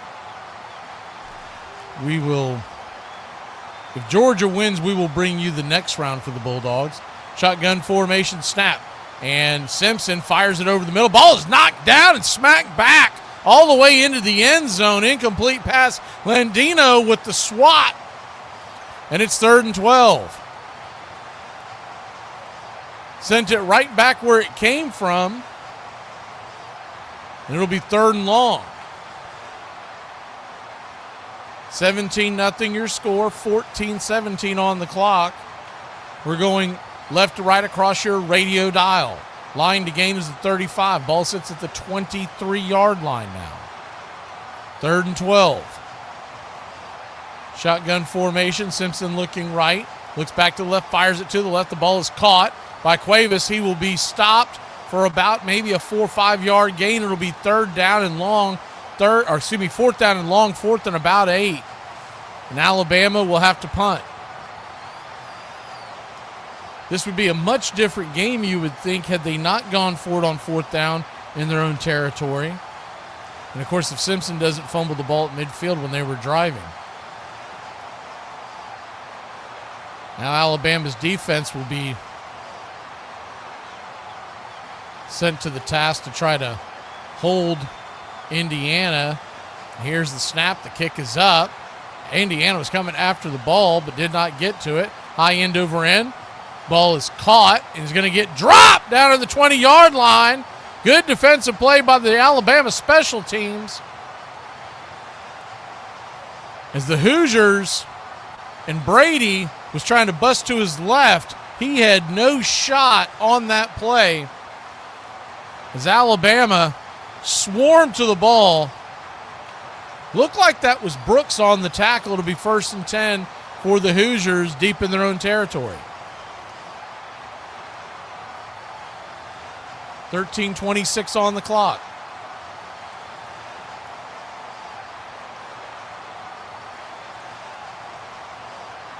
Pistol set.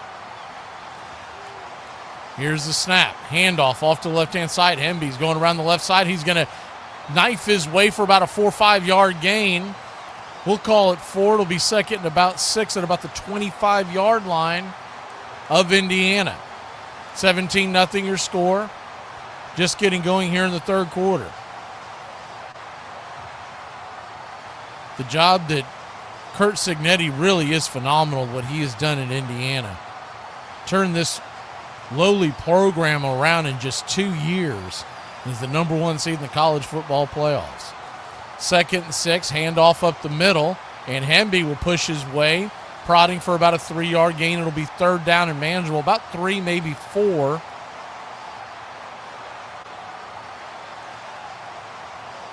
If you haven't followed Cignetti, by the way, he really is a very likable head coach. He's very straightforward, down to business. Just seems like an old school type of guy.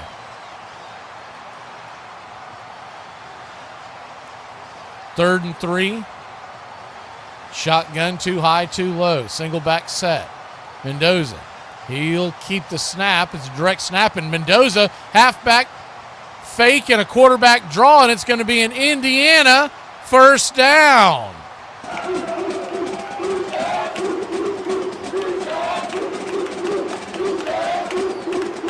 He just kind of danced his way through the offensive line and found a little pocket and dove ahead for about, we'll call it about a 6-yard gain. It's first down, Indiana. Ball now at the 36-yard line of the Hoosiers. Here's the snap, handoff to the left-hand side. Hemby rumbles his way up to the 40-yard line. It'll be 2nd and about 6. 11:28 on the clock and ticking.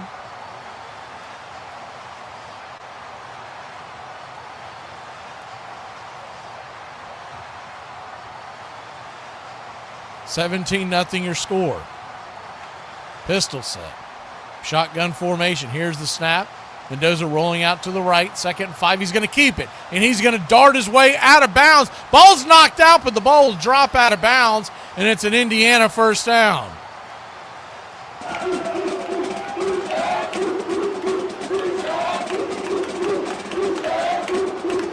Good hustle by Mendoza, just gets out of bounds. As the ball's knocked free by an Alabama defender who was coming back into the field of play. I don't think Mendoza saw him, but the ball rolled out of bounds, so no harm, no foul. 1st and 10, Alabama 47-yard line. Here's the snap, throws it out to the left side. Wide side, almost a bubble screen type. The catch is made.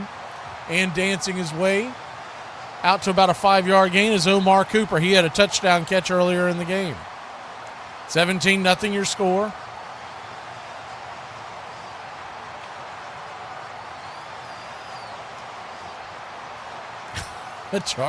Uncle Charlie said the Alabama liquor room.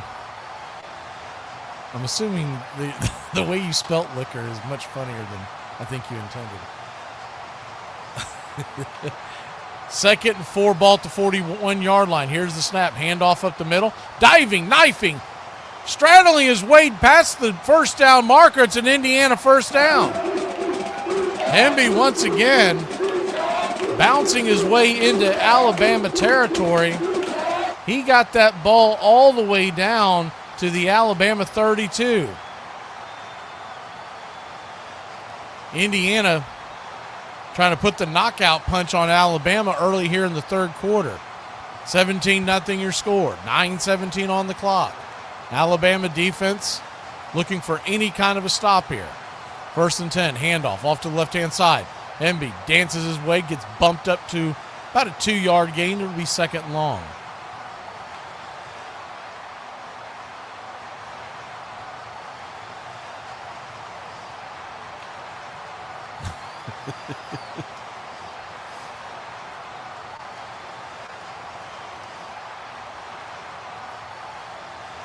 $17-0 your score. 3rd quarter. We're going right to left across your radio dial.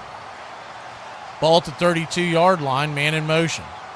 Here's the snap. Mendoza looks to his right, now off to his left.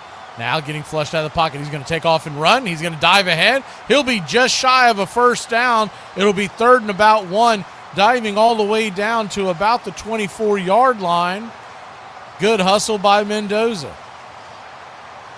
Really wasn't anyone out there getting another look at. There really wasn't anyone available. He could have dumped it off to the right, but I think he would have gotten the same amount of yards as he did when he kept it. So 3rd and 1.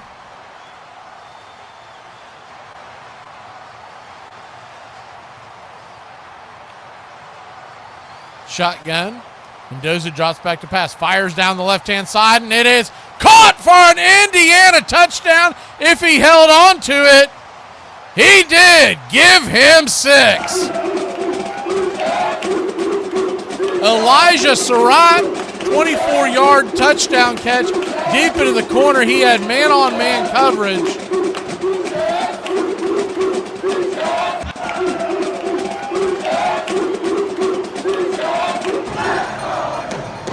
$23-0 your score. I believe that was Dijon Lee that got burned in the corner there. Have to get another look to see the jersey number. 24-yard strike, and it's 24-0 Indiana. Indiana. Alert the elders. Tell the church. The Hoosiers are for real. We'll be back in a flash. Alabama gets the ball, and they got to score quickly and often to get back in. Marriage tip. If your wife has a friend that annoys you, don't tell her to stop being friends with her. Just casually mention how pretty she is. Works every... I hate this place. If something ever happened, if you died or something like that, and something ever happened to you, I'd have to get another wife, because I hate somebody to have to do my shopping. That's rude. Are you planning on me dying or something? Well, no, I'm just saying, I hate grocery shopping. Well, you don't have to come. I know. I told you to stay your ass at home. Well, I'm just saying, if you died or something like that, I'd have to have somebody do my groceries. I hope she doesn't. Huh? I hope she doesn't do anything for you like I do. Well, she probably won't. Well, I mean, I like you right now and everything, but if something happened to you, I love like you. Me. Well, I'm just saying, I hate going to the goddamn store. Well, stay home. Guy I at least like to see walking to the plate. You know, for me, it's always been Jim Tomey. Jim Tomey, he owns me. I can try to walk him, and he still smokes the ball. That ball hit deep. For me, having a good plan for every game going in, I think has helped me be a guy that could make an impact in that game. Number 400 for Jim Tomey. Tomey was 12th all-time with 564 home runs, the 4th most among first basemen. He's had 9 seasons with 100 or more RBI and owns a lifetime on-base percentage above 400. This ball is well hit to right center field. This one's gone. Tomey has been one of the most productive hitters of his generation. Say goodbye. Take a bow, big man. Sets a good example for Major League Baseball, and I'm proud of Jim. Yes, the greatest measure of all for this first baseman is how he's first in so many hearts. We love you. Yeah, that's it. I don't trust adults who do activities after work. That seems suspicious. What's wrong with your house?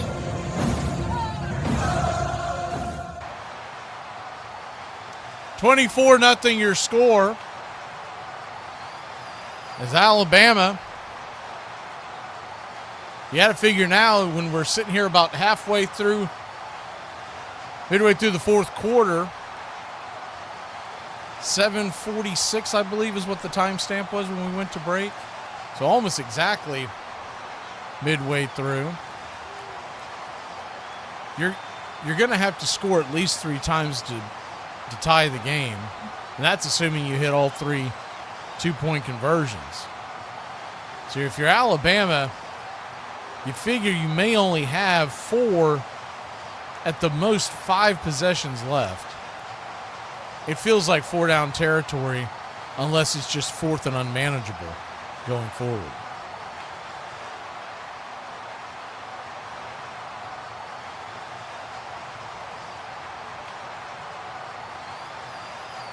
$24-0 your score, and Alabama set to receive the kickoff.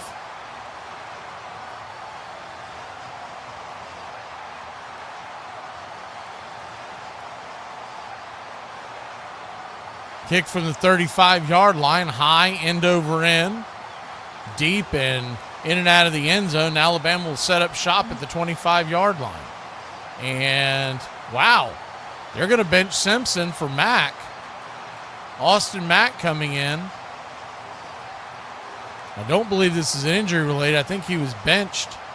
He just slammed his helmet on the bench. DeBoer trying to get anything going here with the offense. You got to figure with what's going on,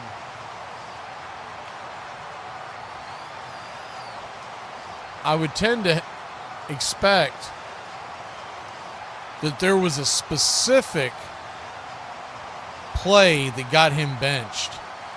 Because all in all, he has not played that poorly. Yeah, he had the fumble, but that was a hard smack that when he coughed that ball up. I wouldn't hold that against Simpson. I mean, any college player is going to, that ball is going to, most NFL quarterbacks are going to drop the ball. They went to a quick break. We'll stick here right with you.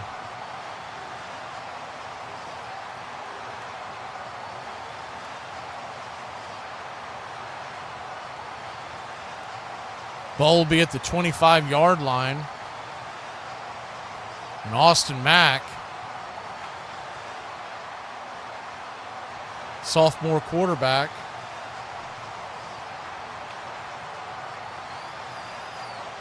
out of Loomis, California. He has come in to take over for Simpson. Simpson slamming his helmet on the bench, so I don't believe it's injury related. I've not seen him play before, so we'll see what he's got. See if he can ignite a spark here for the Crimson Tide. And DeBoer may be thinking to himself, it's worth a shot. Nothing else has worked. Why not go ahead and see if we can get a spark out of the backup?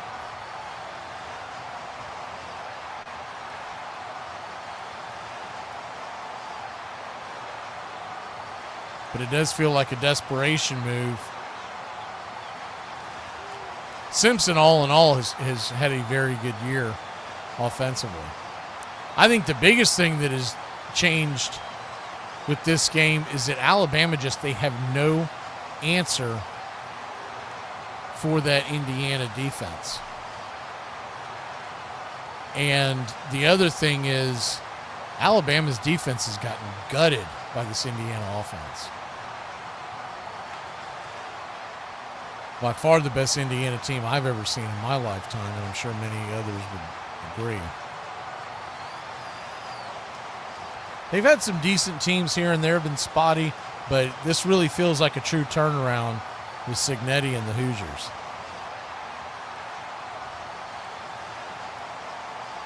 They keep replaying the fumble as we're coming out of break from Simpson, but that was last half. I mean, if that was really going to be the case, if you were that worried about it,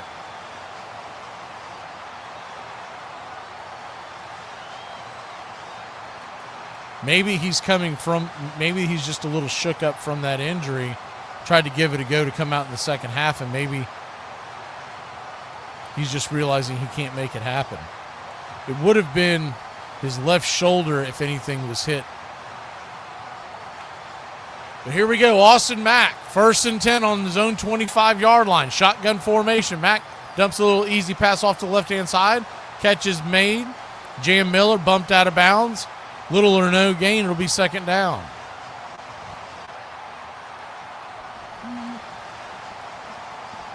Austin Mack has only thrown 16 passes in the entire season. 13 of 16 with 3 touchdowns, 125 yards. But remember, all of that is in mop-up duty. And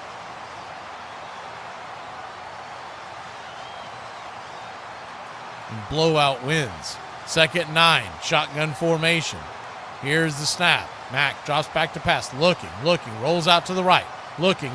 He'll take off, fakes the pass, and he'll get pushed out of bounds at about the 39-yard line. It's an Alabama 1st down.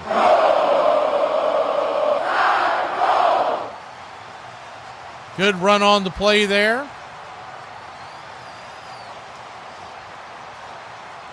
He's looked upon as a true triple threat.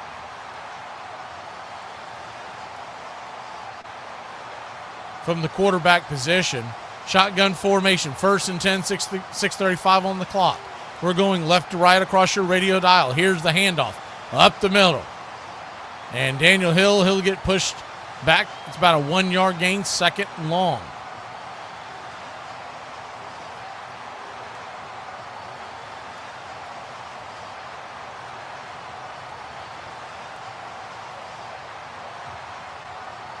Second and long ball at the 41-yard line.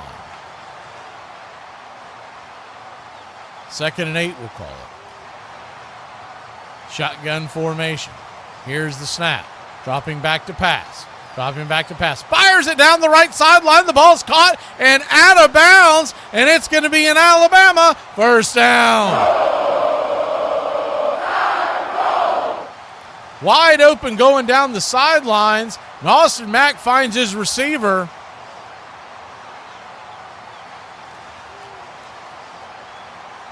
Looks like on the play, that was Jeremy Bernard. Blown coverage by the zone secondary. And Alabama's in scoring territory. 5:18 on the clock and counting. Shotgun formation. Ball at the 25-yard line. And Alabama's going to blow a timeout here. Oof. DeBoer's got to get this together. Trailing by 3 scores, and you can't just be blowing timeouts. I know you got what is essentially a rookie quarterback out there, but that's a tough break. You might need those timeouts to climb back in it in the 4th quarter. We'll be back in a flash. Bama with the ball, 1st and 10, and knocking on the door for their first score of the game. Mr. President, this next executive order will criminalize skinny jeans for all youth pastors everywhere in the universe. It says, quote, skinny jeans are not hip or fire or even rad, and they just simply look dumb. White people can't say this, so they'll be considered racist by blacks. So I said for you. Super Bowl halftime show, trash. She left you? Yeah. Where'd she go? I don't know. She probably went to the dollar store. She'll be back. Sometimes my old lady goes to the dollar store, and she comes back. No, she didn't go to the dollar store. See, she left. But why don't you go with her? I don't know where she went. Why'd she leave? She said I was boring. Yeah. You ain't boring. She was wrong about that. I think she'll see it. She'll see it. You ain't boring. You're fun. I don't think I'm boring either. I appreciate that. It was 1977 when 21-year-old Eddie Murray was named Rookie of the Year. The fact that he was a switch hitter really had to strike fear into the heart of the opposition. Change up and it's gone! Tell it goodbye! In his 21-year career with 5 different franchises, Murray hit more than 20 home runs 16 times. He's also one of just 4 men to have both 3,000 hits. And there it is! Eddie Murray! And 500 home runs. This might be it. Wait, heck, it is! It's gone! This unassuming 8-time All-Star became a first-ballot Hall of Famer in 2003. And while his numbers often fly under the radar, they add up to the 7th best first baseman to play the game. Fellas, come here. We gotta make this quick. I can't prove this, but I do think that when our wives tell us that we don't listen, sometimes they forget to be telling us stuff.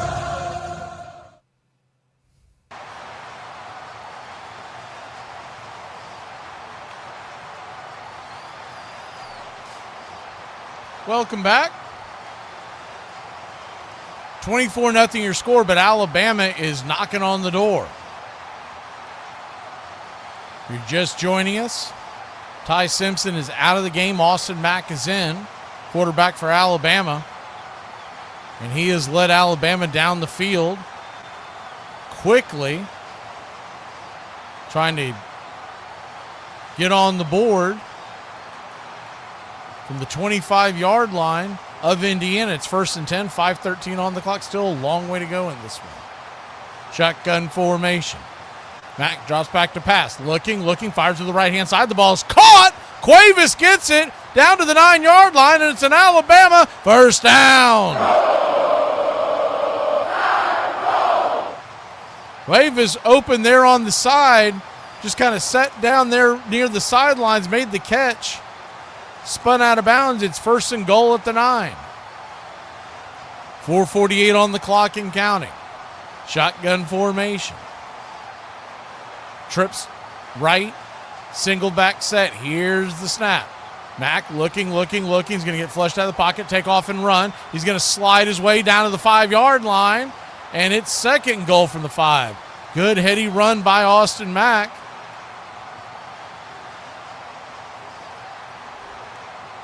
Still no official word on what went on with Simpson, if he was injured or if this was just a change of pace move.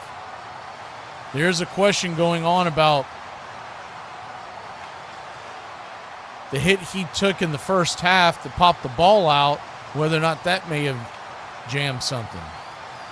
But Mack on this drive, 3 for 3, 51 yards. Shotgun formation, 2nd goal from the 5. Here's the snap. Mack looks back to pass, fires over the left-hand side. The ball is caught, but he hits the ground. By college football rules, he is down. That's going to be a loss of 10 yards.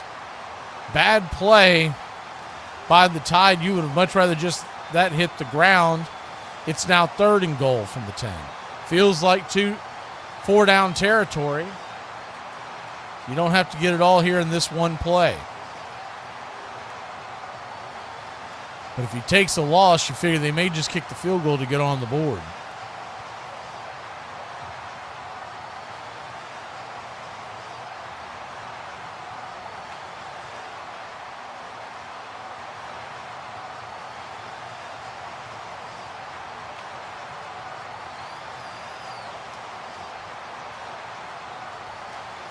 Shotgun set.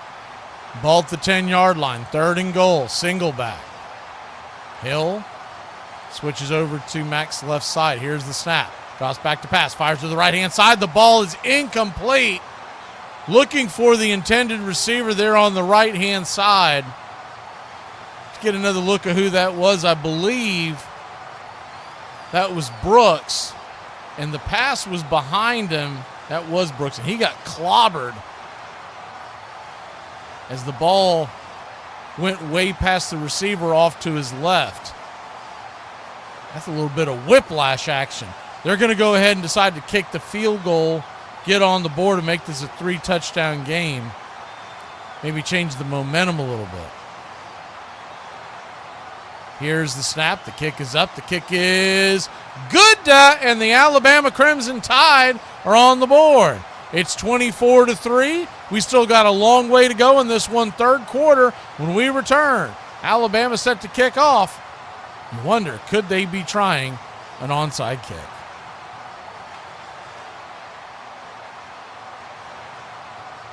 As a married man, I have 2 missions in life. 1, to calm my wife down when she's mad. And 2, to make my wife mad when she's calm. Why? Whoa, is that O.J. Simpson? Oh, you like it? Yeah, that was my favorite player. I figured I'd wear it for the Super Bowl. You know he's a murderer, right? Yeah, the guy was a monster. Rushed 2,000 yards in 14 games. He was a savage. No, like he killed 2 people. He killed a lot of people, okay? Linebackers, safeties, corners. Do you have any other jerseys at home? Yeah, I got plenty of jerseys. Aaron Hernandez, Michael Vick, Henry Ruggs, I have that one. What? Ray Rice, I got that one too. Our next first baseman is also one of the biggest. The 6'4" Willie McCovey. Although Stretch didn't join the Giants until the middle of the '59 season, McCovey went 4 for 4 in his first game and went on to be named Rookie of the Year. Big league pitchers had been put on notice. He was the most feared hitter I saw. I thought sure he was really going to hurt somebody because he hit the ball so hard. McCovey was a good hit. You better take the married man off the infield when he hits. Manager Gil Hodges tried the McCovey shift. He'll kill you. He was the scariest hitter you'd ever want to see. As a first baseman, when you're holding a runner on, you just hope Willie McCovey was not coming up because nobody could hit the ball any harder than McCovey. In 68 through 70, he had something like 120 home runs and over 350 RBIs. It's gone! A grand slam home run! McCovey! Stretch was the National League MVP in '69 and closed out his 19-year career with 521 home runs and more than 1,500 RBIs. He was a great player. in an era with Clemente and Aaron and Mays, and he was as good as any of them. Your home for the classic call of Braves Country Baseball.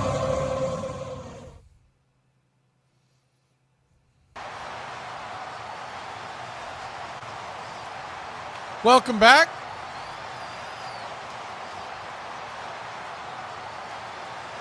Late third quarter, Alabama trails at 24-3. They just got on the board for the first time just moments ago.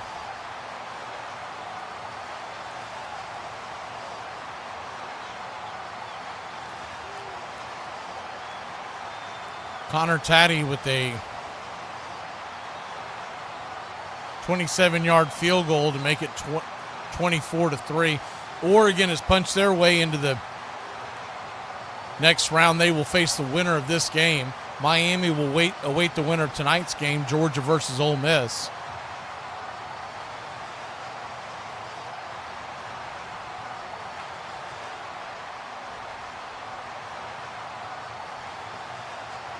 And here we go, the kickoff, high and deep, in and out of the end zone. 2:44 on the clock here in the third quarter, and Indiana will take over at the 25-yard line, 1st and 10. If Miami wins one more game, they will play the national title game in their home city of Miami in the Orange Bowl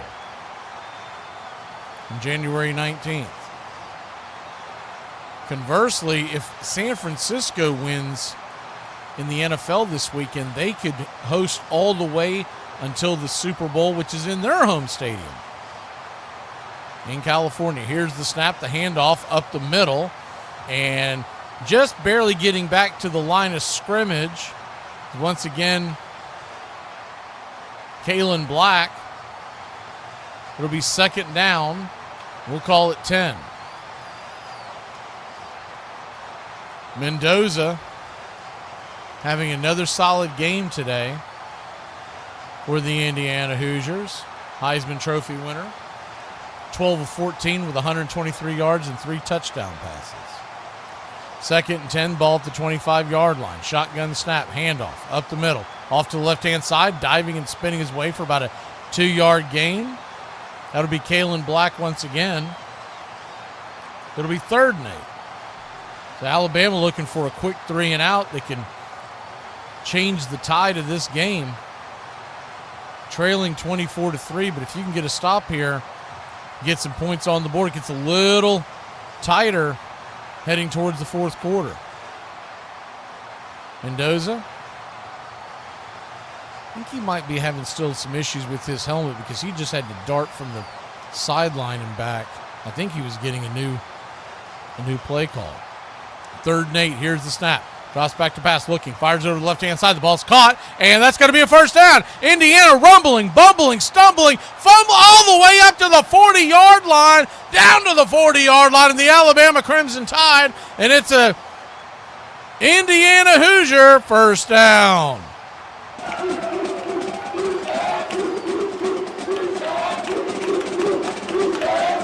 Catch was made over there on the right-hand side by the tight end, Nowakowski, and he danced his way tight roping down the sidelines, getting hit a couple of times to be able to keep his balance, stayed in bounds, and he's all the way down to the 42 of Alabama. Here's the snap, handoff up the middle, and gashing his way up the gut, through the woods, down to the Alabama, I believe that was the 30-yard line. Kalen Black once again. And I believe that's going to head us to the fourth quarter. Trying to see another spot there of where that ball, 32 you will call it, maybe the 31. Indiana 1st and 10, 14 seconds on the clock here in the third. They'll count it down. They'll put 4 fingers in the air. Alabama will put 4 fingers in the air when we return. The fourth quarter of the 2026 Rose Bowl. Indiana leads Alabama 24-3.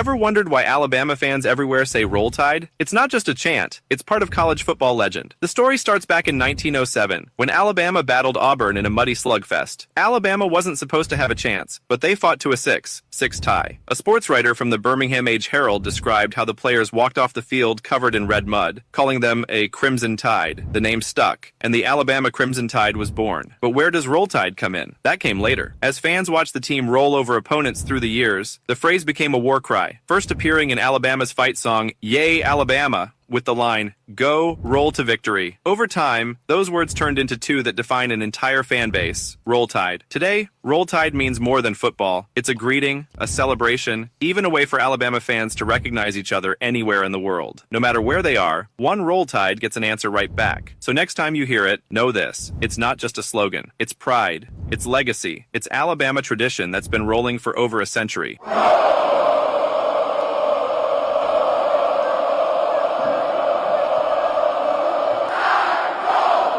People will say that we don't have any culture in Appalachia, but what do you call this? It's a squirrel made out of coal.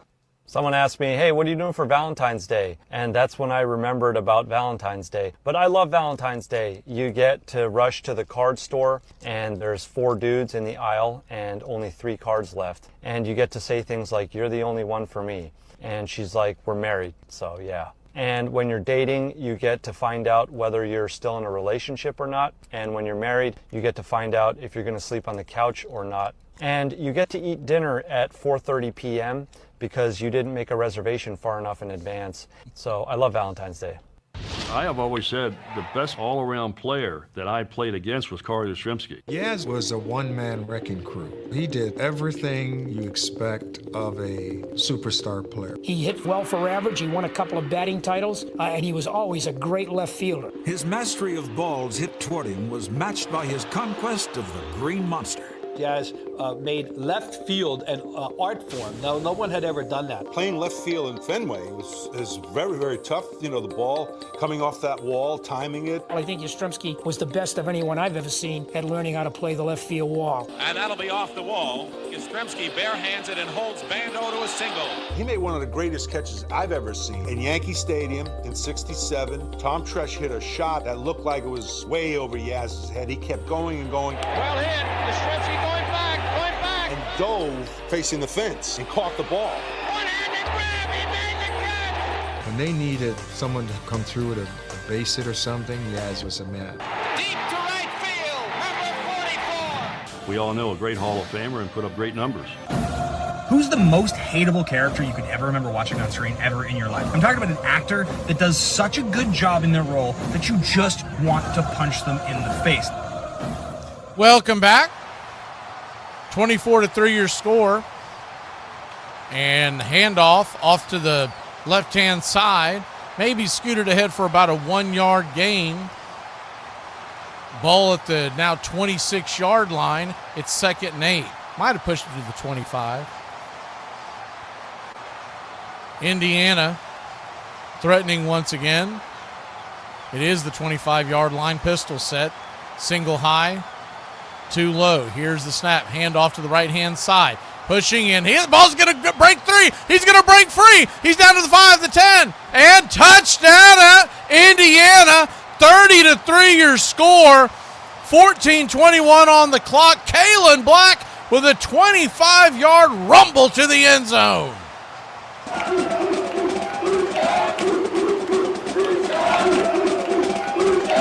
6 plays, 75 yards, 3:23 taken off the clock, and just like that, Indiana back on the board. And now Austin Mack and company are going to be looking to get the ball back, and you'll think they'll probably be in hurry-up offense. The kick is up, the kick is good, and it's 31-3, 14:21 left in this one. Alabama backs against the wall. They're going to need 4 touchdowns in 1/4 quarter. We'll see if they can do it when we return here in the college football playoffs, the 112th edition of the Rose Bowl in Pasadena. Listen, I want to pull you to the side right quick because I really don't know you that well. I know you're a friend of the family, but I'm livid. I'm 2 degrees past pissed. Okay, you brought potato salad with raisins in it into my home. An abomination. I got kids here. And now I gotta have my house cleansed to get rid of that unknown entity you brought into my home. I don't know how you living at home, but you ain't gonna do that here. So I'm gonna go ahead and say grace. We're gonna say grace. We go eat. And then I'm gonna give you some grace. Because you ain't gotta go home, but you gotta get the hell up out of here. I love when families like, oh, you don't come around here anymore. And it's like, yeah, because I don't like you.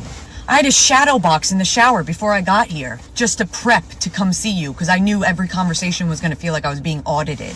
Last time I saw you, it took me 2 weeks to recover.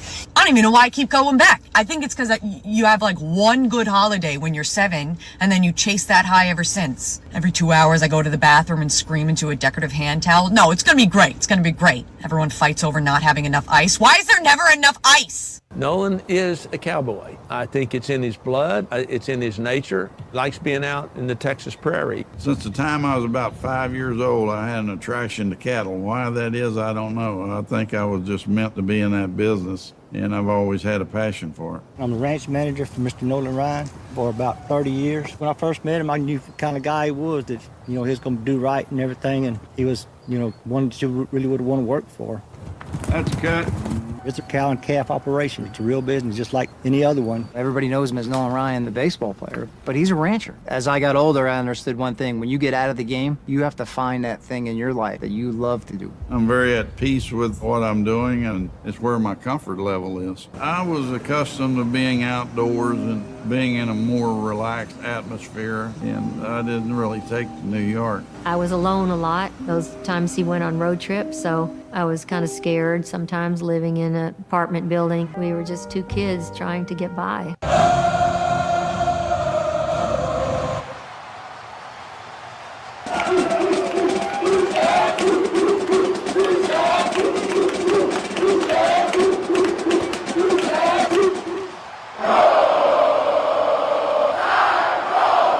Welcome back. 31-3 is your score as we're getting set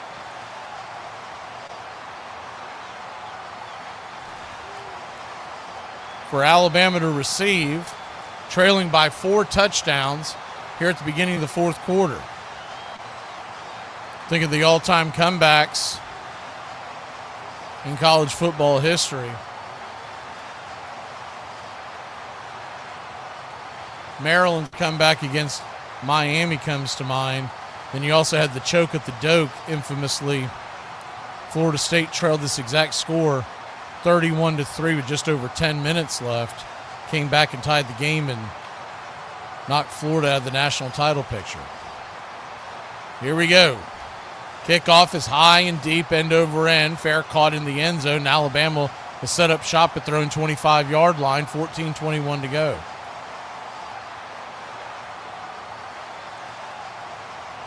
That one was probably an all-time collapse just because of what was on the line for that game for Steve Spurrier and the Gators. That was before overtime, so you did have ties were in play. They asked Bowden afterwards, because he famously would always go for the win. He rarely ever would go for a tie. And they asked him after that game why he went for the tie. He said, because a tie is a win when you knock your rival out of the national title game. Shotgun formation, ball at the 25-yard line. Austin Mack back to pass, looking, all day, drifting off, throws it to the right and incomplete. Nobody open. It's 2nd and 10.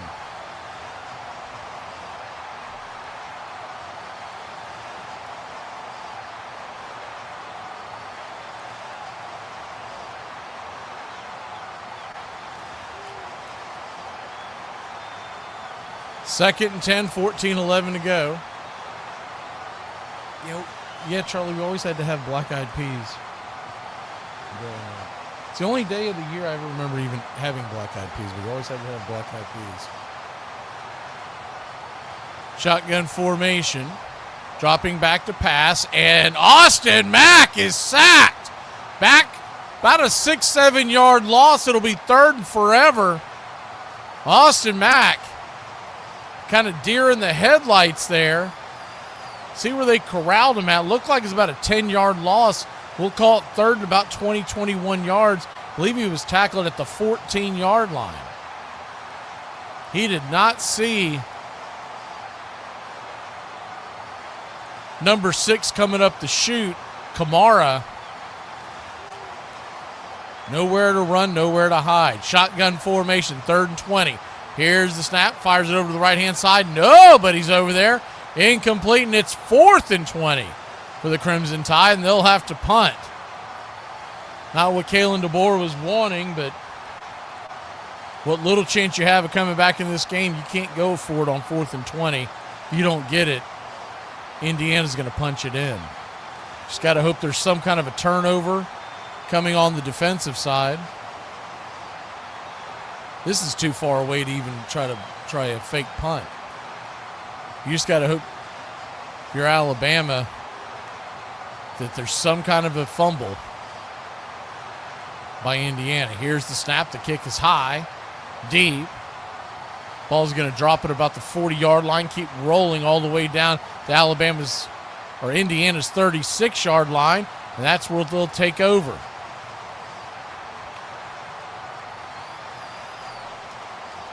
(31-3) your score.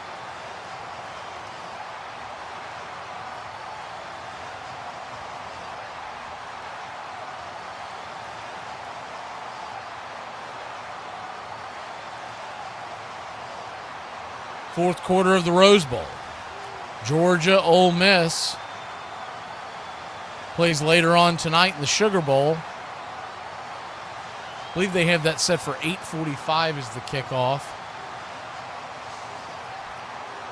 Ole Miss a touchdown underdog to the Bulldogs.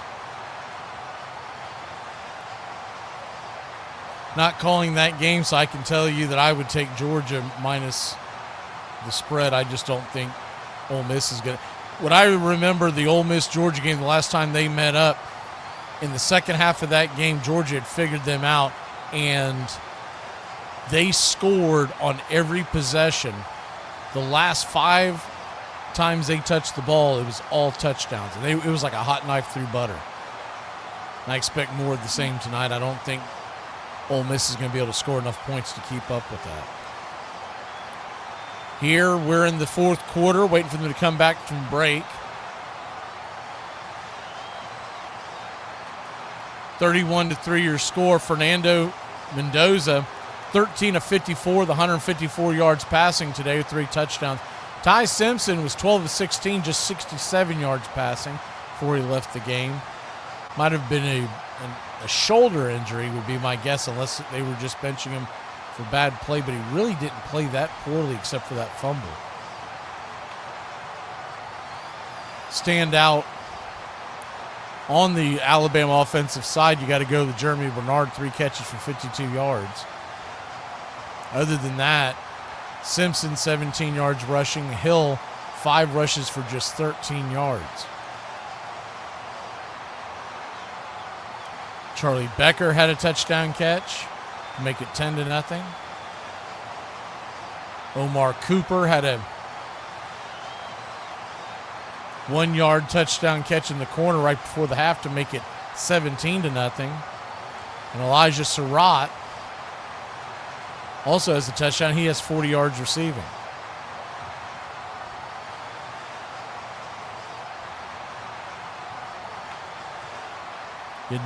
New Year's Day, I always remember with my grandparents, you had to have black-eyed peas. That was the main thing. Everything else, you had cornbread, and you had other, but you had to have black-eyed peas. It was that, there was something else that they always did for good luck. I want to say it was carrots or something, but black-eyed peas were a must. What was it that Charlie put up? I think he put cornbread.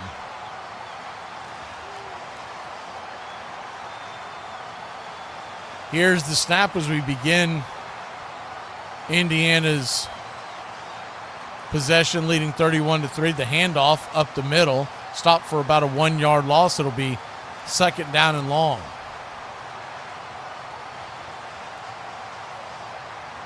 Yeah, the black-eyed peas was good fortune. And I think the greens, whether it's green beans or any kind of greens, was supposed to be for money. But the Black Eyed Peas was good fortune. I mean, good fortune to you, not necessarily money, but good luck. Second down and long, handoff up the middle. Hemby dives ahead for about a 6-7 yard gain. Will be third manageable. 12:29 on the clock.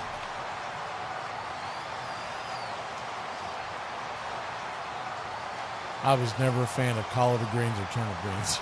You could have those all day long. But I would eat the black eyed peas. I would eat green beans. And most things green I would eat. The turnip greens and the collard greens, man, they smell terrible. 3rd and 8, drops back to pass, fires it down the right-hand side, and the ball is caught. What a great throw by Mendoza on the run once again. And that ball was caught by Cooper, and it's an Indiana first down.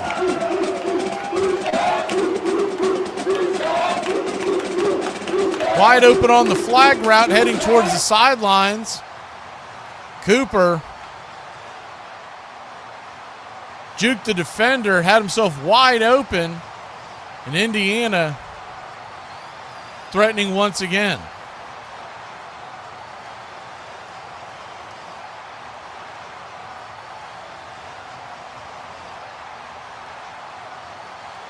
Pistol set. Here's the handoff. Hemby pushes his way down to about the 18-yard line. Be second down and about 4. 11:08 on the clock. Indiana leading by 28. It's 31-3.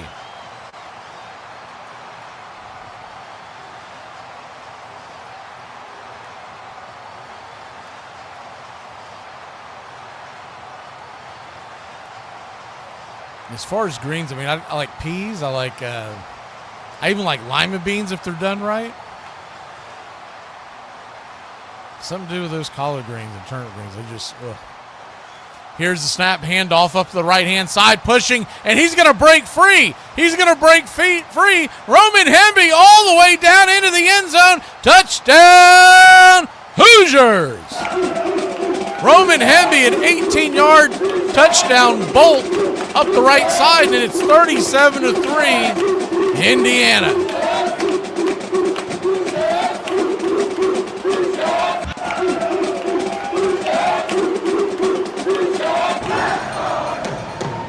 Lining up for the extra point.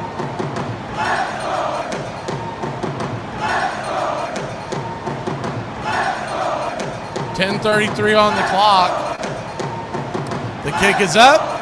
The kick is good. And with 10:33 on the clock, Indiana 38, Alabama 3.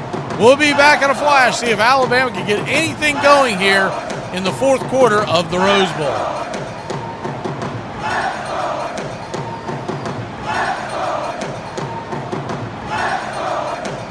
There are two types of people in the world, one who hates clutter and one who can't see it. And they find each other and get married. I be trying to tell myself to stop being so crazy all the time, but then again, I'm already talking to myself, so ain't it too late? Would you punch me in the face for $1 billion? Hard as hell. For real? Yeah. $1 billion? Yeah, with a B. Yeah, practice falling down. The manager, he's worrying about winning games, and I'm sure Nolan's wildness, drove some of them crazy. The lack of success and not accomplishing what you think you could do. I was so frustrated with my inconsistency and the fact that I wasn't pitching on a regular basis. He didn't really have, say, a pitching coach that took him under his wing. He felt like he wasn't an important part of the team. I started thinking, maybe this isn't what I'm meant to do. He said he was almost ready to quit baseball. People do not realize how strong Ruth Ryan is. Ruth talked Nolan out of quitting. She is the strength behind Nolan. I said, Nolan, I think you have talent, so I really wish you would stick it out just a little bit longer. I think Nolan was ready to leave New York after the 1971 season. I was about 7 months pregnant, and he told me we're leaving after the game is over. And I said, in the middle of the night? And he goes, yes. I don't really think that I'll be back here next year. In November, our son Reed was born. And 2 weeks later, I answered the phone and I said, it's Bob Sheffing with the New York Mets. And he just looked at me and he said, I think I'm going to be traded.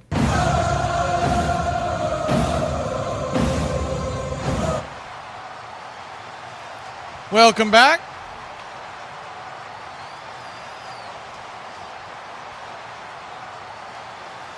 Deb, we put it at the top of the page. I want to say it was 6.5, 7. No, 7.5.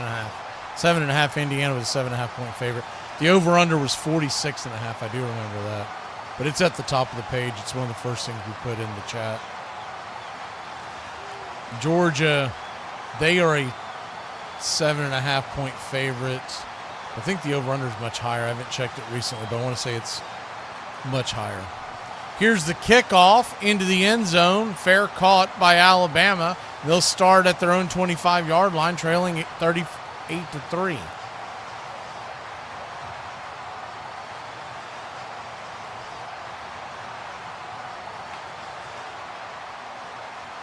Yeah, I remember a couple comments in the last broadcast we did. A couple of folks didn't think Indiana was for real, and I tried to tell them that. I said, all right, we're going to find out.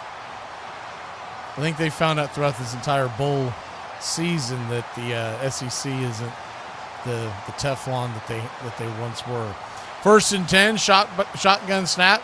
Mack fires over the right-hand side. The ball is caught, and it's going to be, look like an Alabama first down. Very close. If it's not, we'll call it. It's right there at the line of game. First down. Remember, the Big Ten took out Iowa, knocked out Vanderbilt in the bowl game pretty easily a couple days ago as the shotgun snap thrown over to the right-hand side. Call it is made, and it'll be about a 5-yard gain. It'll be 2nd and 5. And Illinois knocked off Tennessee. So we've seen it throughout the bowl season. Big Ten and SEC are neck and neck, but folks, they get in the habit of what they see every day, and they think their conference is always the untouchable one. And then break up the ACC. Look what Miami's doing to everybody. Shotgun formation, 2nd and 4, ball at the 40-yard line of Alabama. Here's the snap. Austin Mack drops back to pass, fires it up, and the ball's knocked up, and it is almost intercepted, deflected high, and almost picked off. Hardy had a chance to pick that off, and if he does, that big man's rumbling towards the end zone. Ball was swatted up in the air by number 95 of the Indiana Hoosiers. Looked like that was Keenan. And it's 3rd and 4, 9:22 on the clock. Shotgun. Austin Mack drops back to pass, fires over to the left-hand side. The ball's caught. Good catch out there on the right-hand side, and it's an Alabama first down. Catch made on the sidelines over there.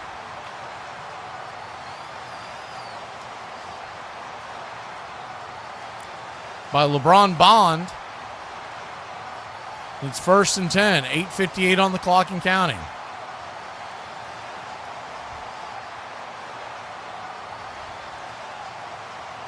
Shotgun formation, drops back to pass, flips it over to the right side, and the catch is made by Hill, and he'll get pushed out of bounds, barely back to the line to gain. 2nd down and about 10. Those y'all who may have missed the announcement, the Atlanta Braves opening day has been pushed back a day. It is no longer going to be on Thursday, the 26th. It's now Friday the 27th. It's now a night game against the Royals. Supposed to playing Thursday at 4 and off Friday. They'll be off Thursday and play the 3-game series in succession against the Royals to start the season. Shotgun formation. Austin Mack drops back to pass, and here comes the defensive line pressure, and they're going to get a sack. About a 5-yard loss. Austin Mack trying to get away, but the pressure came on the inside, and as he spun around, he fell to the ground. Looked like that might have been a linebacker blitz coming off the left tackle edge.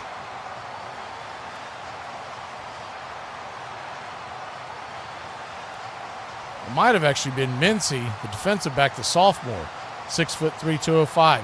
3rd and 17. Here's the snap. It's going to be a double reverse, a pitch back. Now a pass down the left sideline, and Alabama is going to have not just a first down on 3rd and 17. They're going to rumble all the way down to the 30-yard line. It was a jet sweep, and then a pitch back to the quarterback, Mack. He hit the original runner down the sidelines.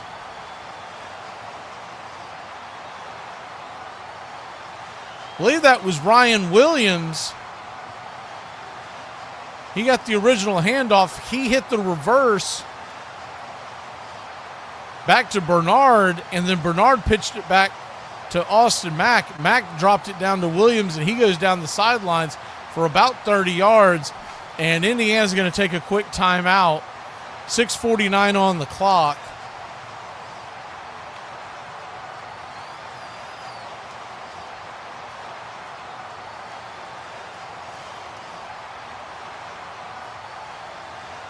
Our next play-by-play broadcast will be next Thursday night. That'll be a 7:30 kickoff. Miami Hurricanes versus either the Georgia Bulldogs or the Ole Miss Rebels. We'll have it live right here. Come on the air about 7 o'clock and get you ready. When we get the NFL schedule, we are planning to bring you a few of the playoff games. And we will bring you the national title game of college football. That's Monday the 19th, also at 7:30. 1st and 10, shotgun formation. Here's the snap. Austin Mack flips it out to the right-hand side. The ball is caught and dancing his way down the sidelines. About a 5-6 yard gain. Good pitch and catch. Ryan Williams once again. 2nd down for the Crimson Tide. We also have Once Upon a Pastime series coming up here on Braves Country Radio. And the first one is coming next Friday night, January 9th. I believe that's 5:30 to make sure we're done well before the football game. But that's going to be the Goats You Should Know. 2nd and 3. Here's the snap. Austin Mack getting pressure. Flips a screen off to the right-hand side, and the ball is dropped. Out in the flat, would have had an easy path to the end zone on that blitz. Indiana was bringing the house, and he had an entire caravan of blockers in front of him. But instead, the ball is dropped, and it'll be 3rd and 3. That was Kobe Martin that dropped the pitch and catch. 3rd and 3, 6:23 on the clock. Shotgun formation. Here's the snap. Williams in motion. Here's pitch out to the right-hand side. The ball is caught. Hill's bounced out of bounds for about a 1 yard loss. It'll be 4th down. Alabama will go for it. But yeah, next Friday night it's going to be the Goats You Should Know. And we're going to go over the greatest baseball players of all time that nobody talks about. The Goats that nobody talks. In other words, everybody talks about Babe Ruth and whatnot. Everybody talks about Sandy Koufax, but we're going to talk about the ones that you should know that you don't know because nobody ever talks about it. 4th and 4, shotgun formation. Dropping back to pass, and he's going to get sacked, and the ball is out. It will not matter as the ball will be turned over on downs. I believe Mack actually got the ball back, but it doesn't matter. Indiana will take over at about the 30, we'll say 33-yard line of Indiana.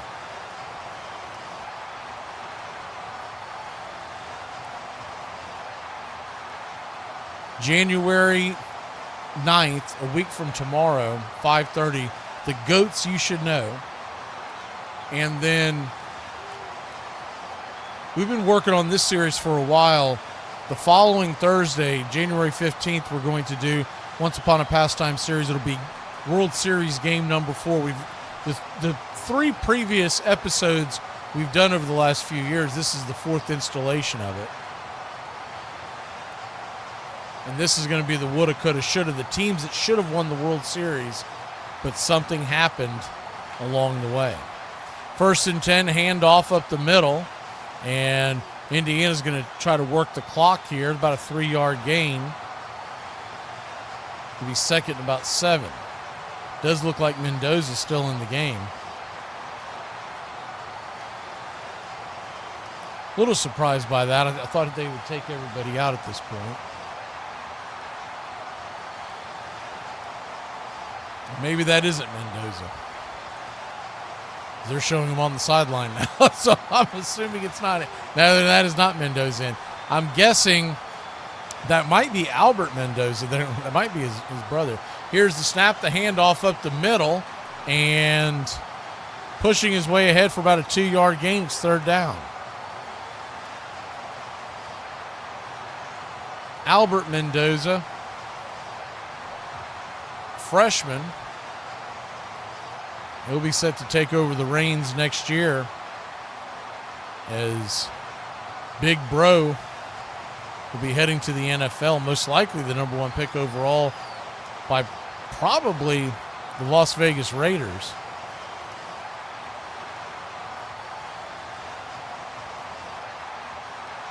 Third and 4, 4:15 left, shotgun.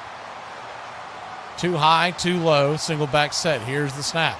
Mendoza keeps it, runs off to the left-hand side, and he'll scooch his way out of bounds, and it's an Indiana 1st down.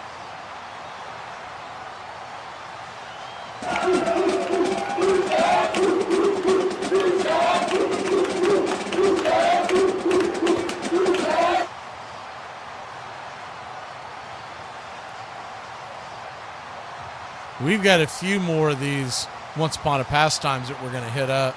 Make sure to hit the alerts. And then the Braves Country Theaters, where we go do an old game of the past. We've got Game 6 of the World Series in 1995 with the Braves up against the Cleveland Indians. That's 1st and 10, 3:24 on the clock. Snap, keeper by Mendoza. He will slide up to the right-hand side. 3:15 on the clock, 32 seconds left on the game clock.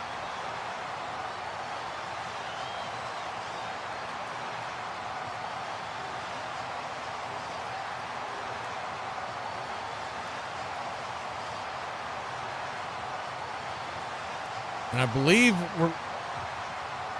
I don't know when we're going to do it, but I believe the other one we're going to do is the Game 6 of the 1975 World Series, Red Sox versus Reds.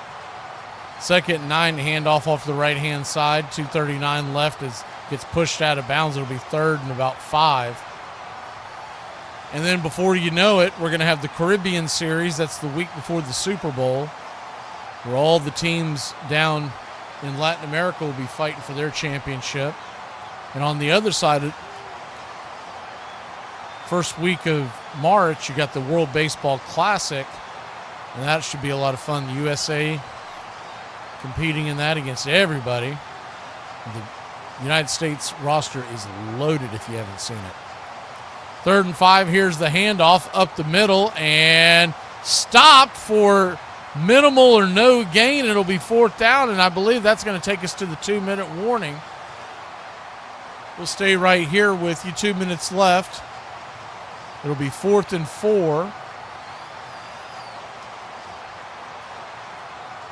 We'll see if Indiana decides to punt or if they decide to go for it to try to kill the clock and get out of here with the win.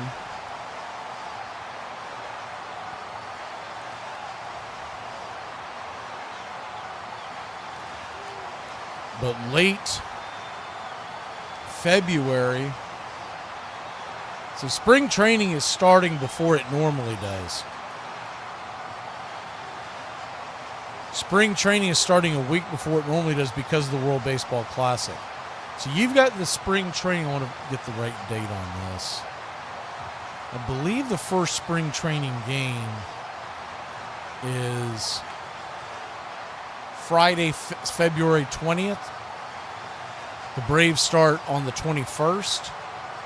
And we're going to bring you a ton of action going into. So there's like 2 weeks before we hit spring training.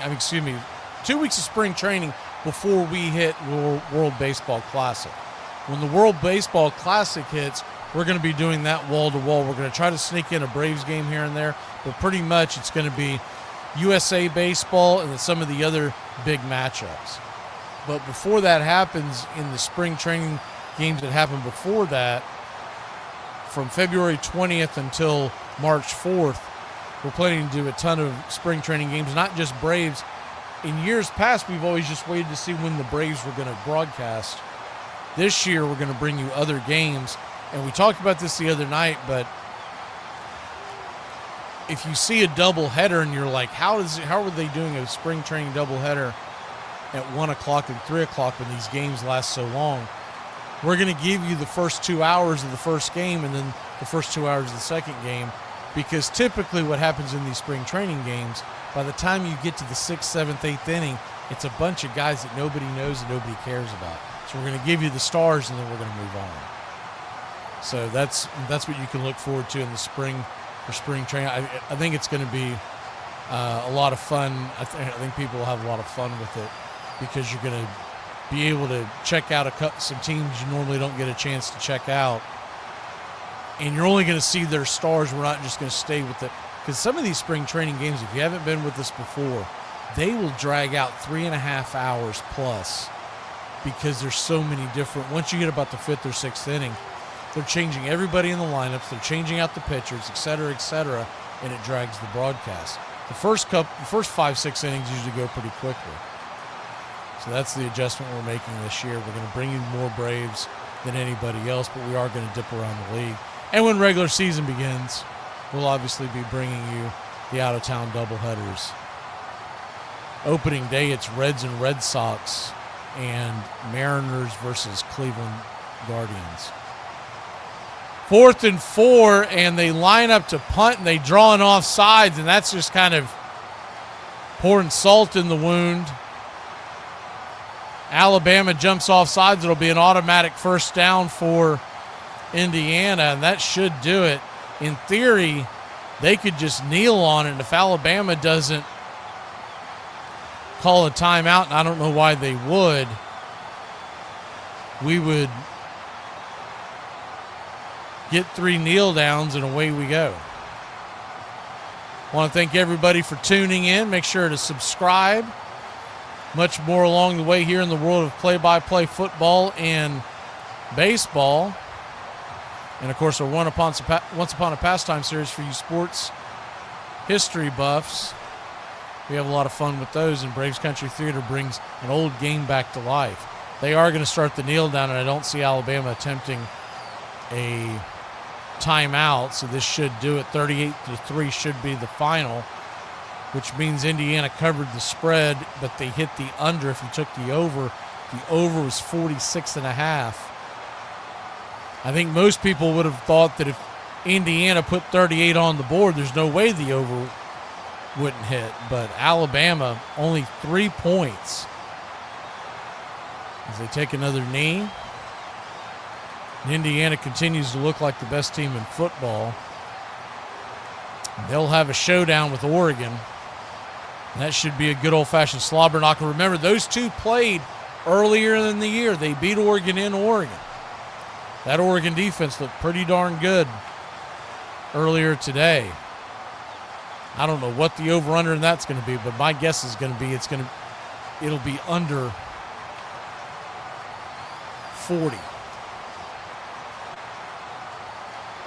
The youngster Mendoza, the little brother, takes one more snap. He kneels at it right near midfield on the Rose Bowl logo, and that'll do it.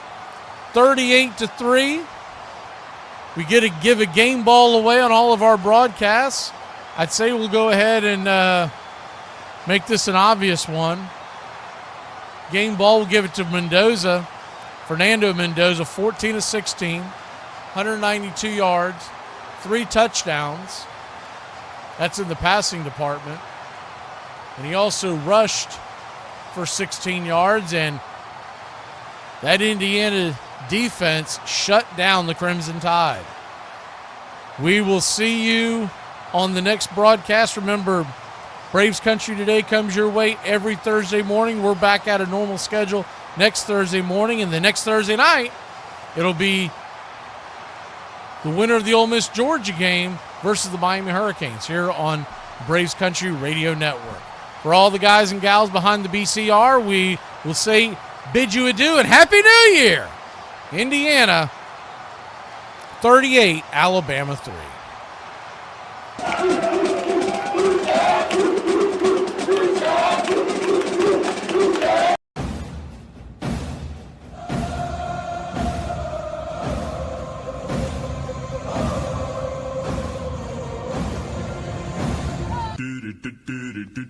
Goodbye, sweetheart. Well, it's time to go. We're back tomorrow with another show. Well, unless we're fired, we'll talk to you then. Goodbye, sweetheart. Goodbye. Goodbye. Guys and gals, it's time to go. We'll see you on the next show. Same bat time, same bat channel. It's closing time, y'all. You don't have to go home, but you can't stay here. Have a great one. On your way out, please like and subscribe, and don't forget to tip your favorite bartender. We'll see you. I'm Mac McGee, signing off for Braves Country Radio.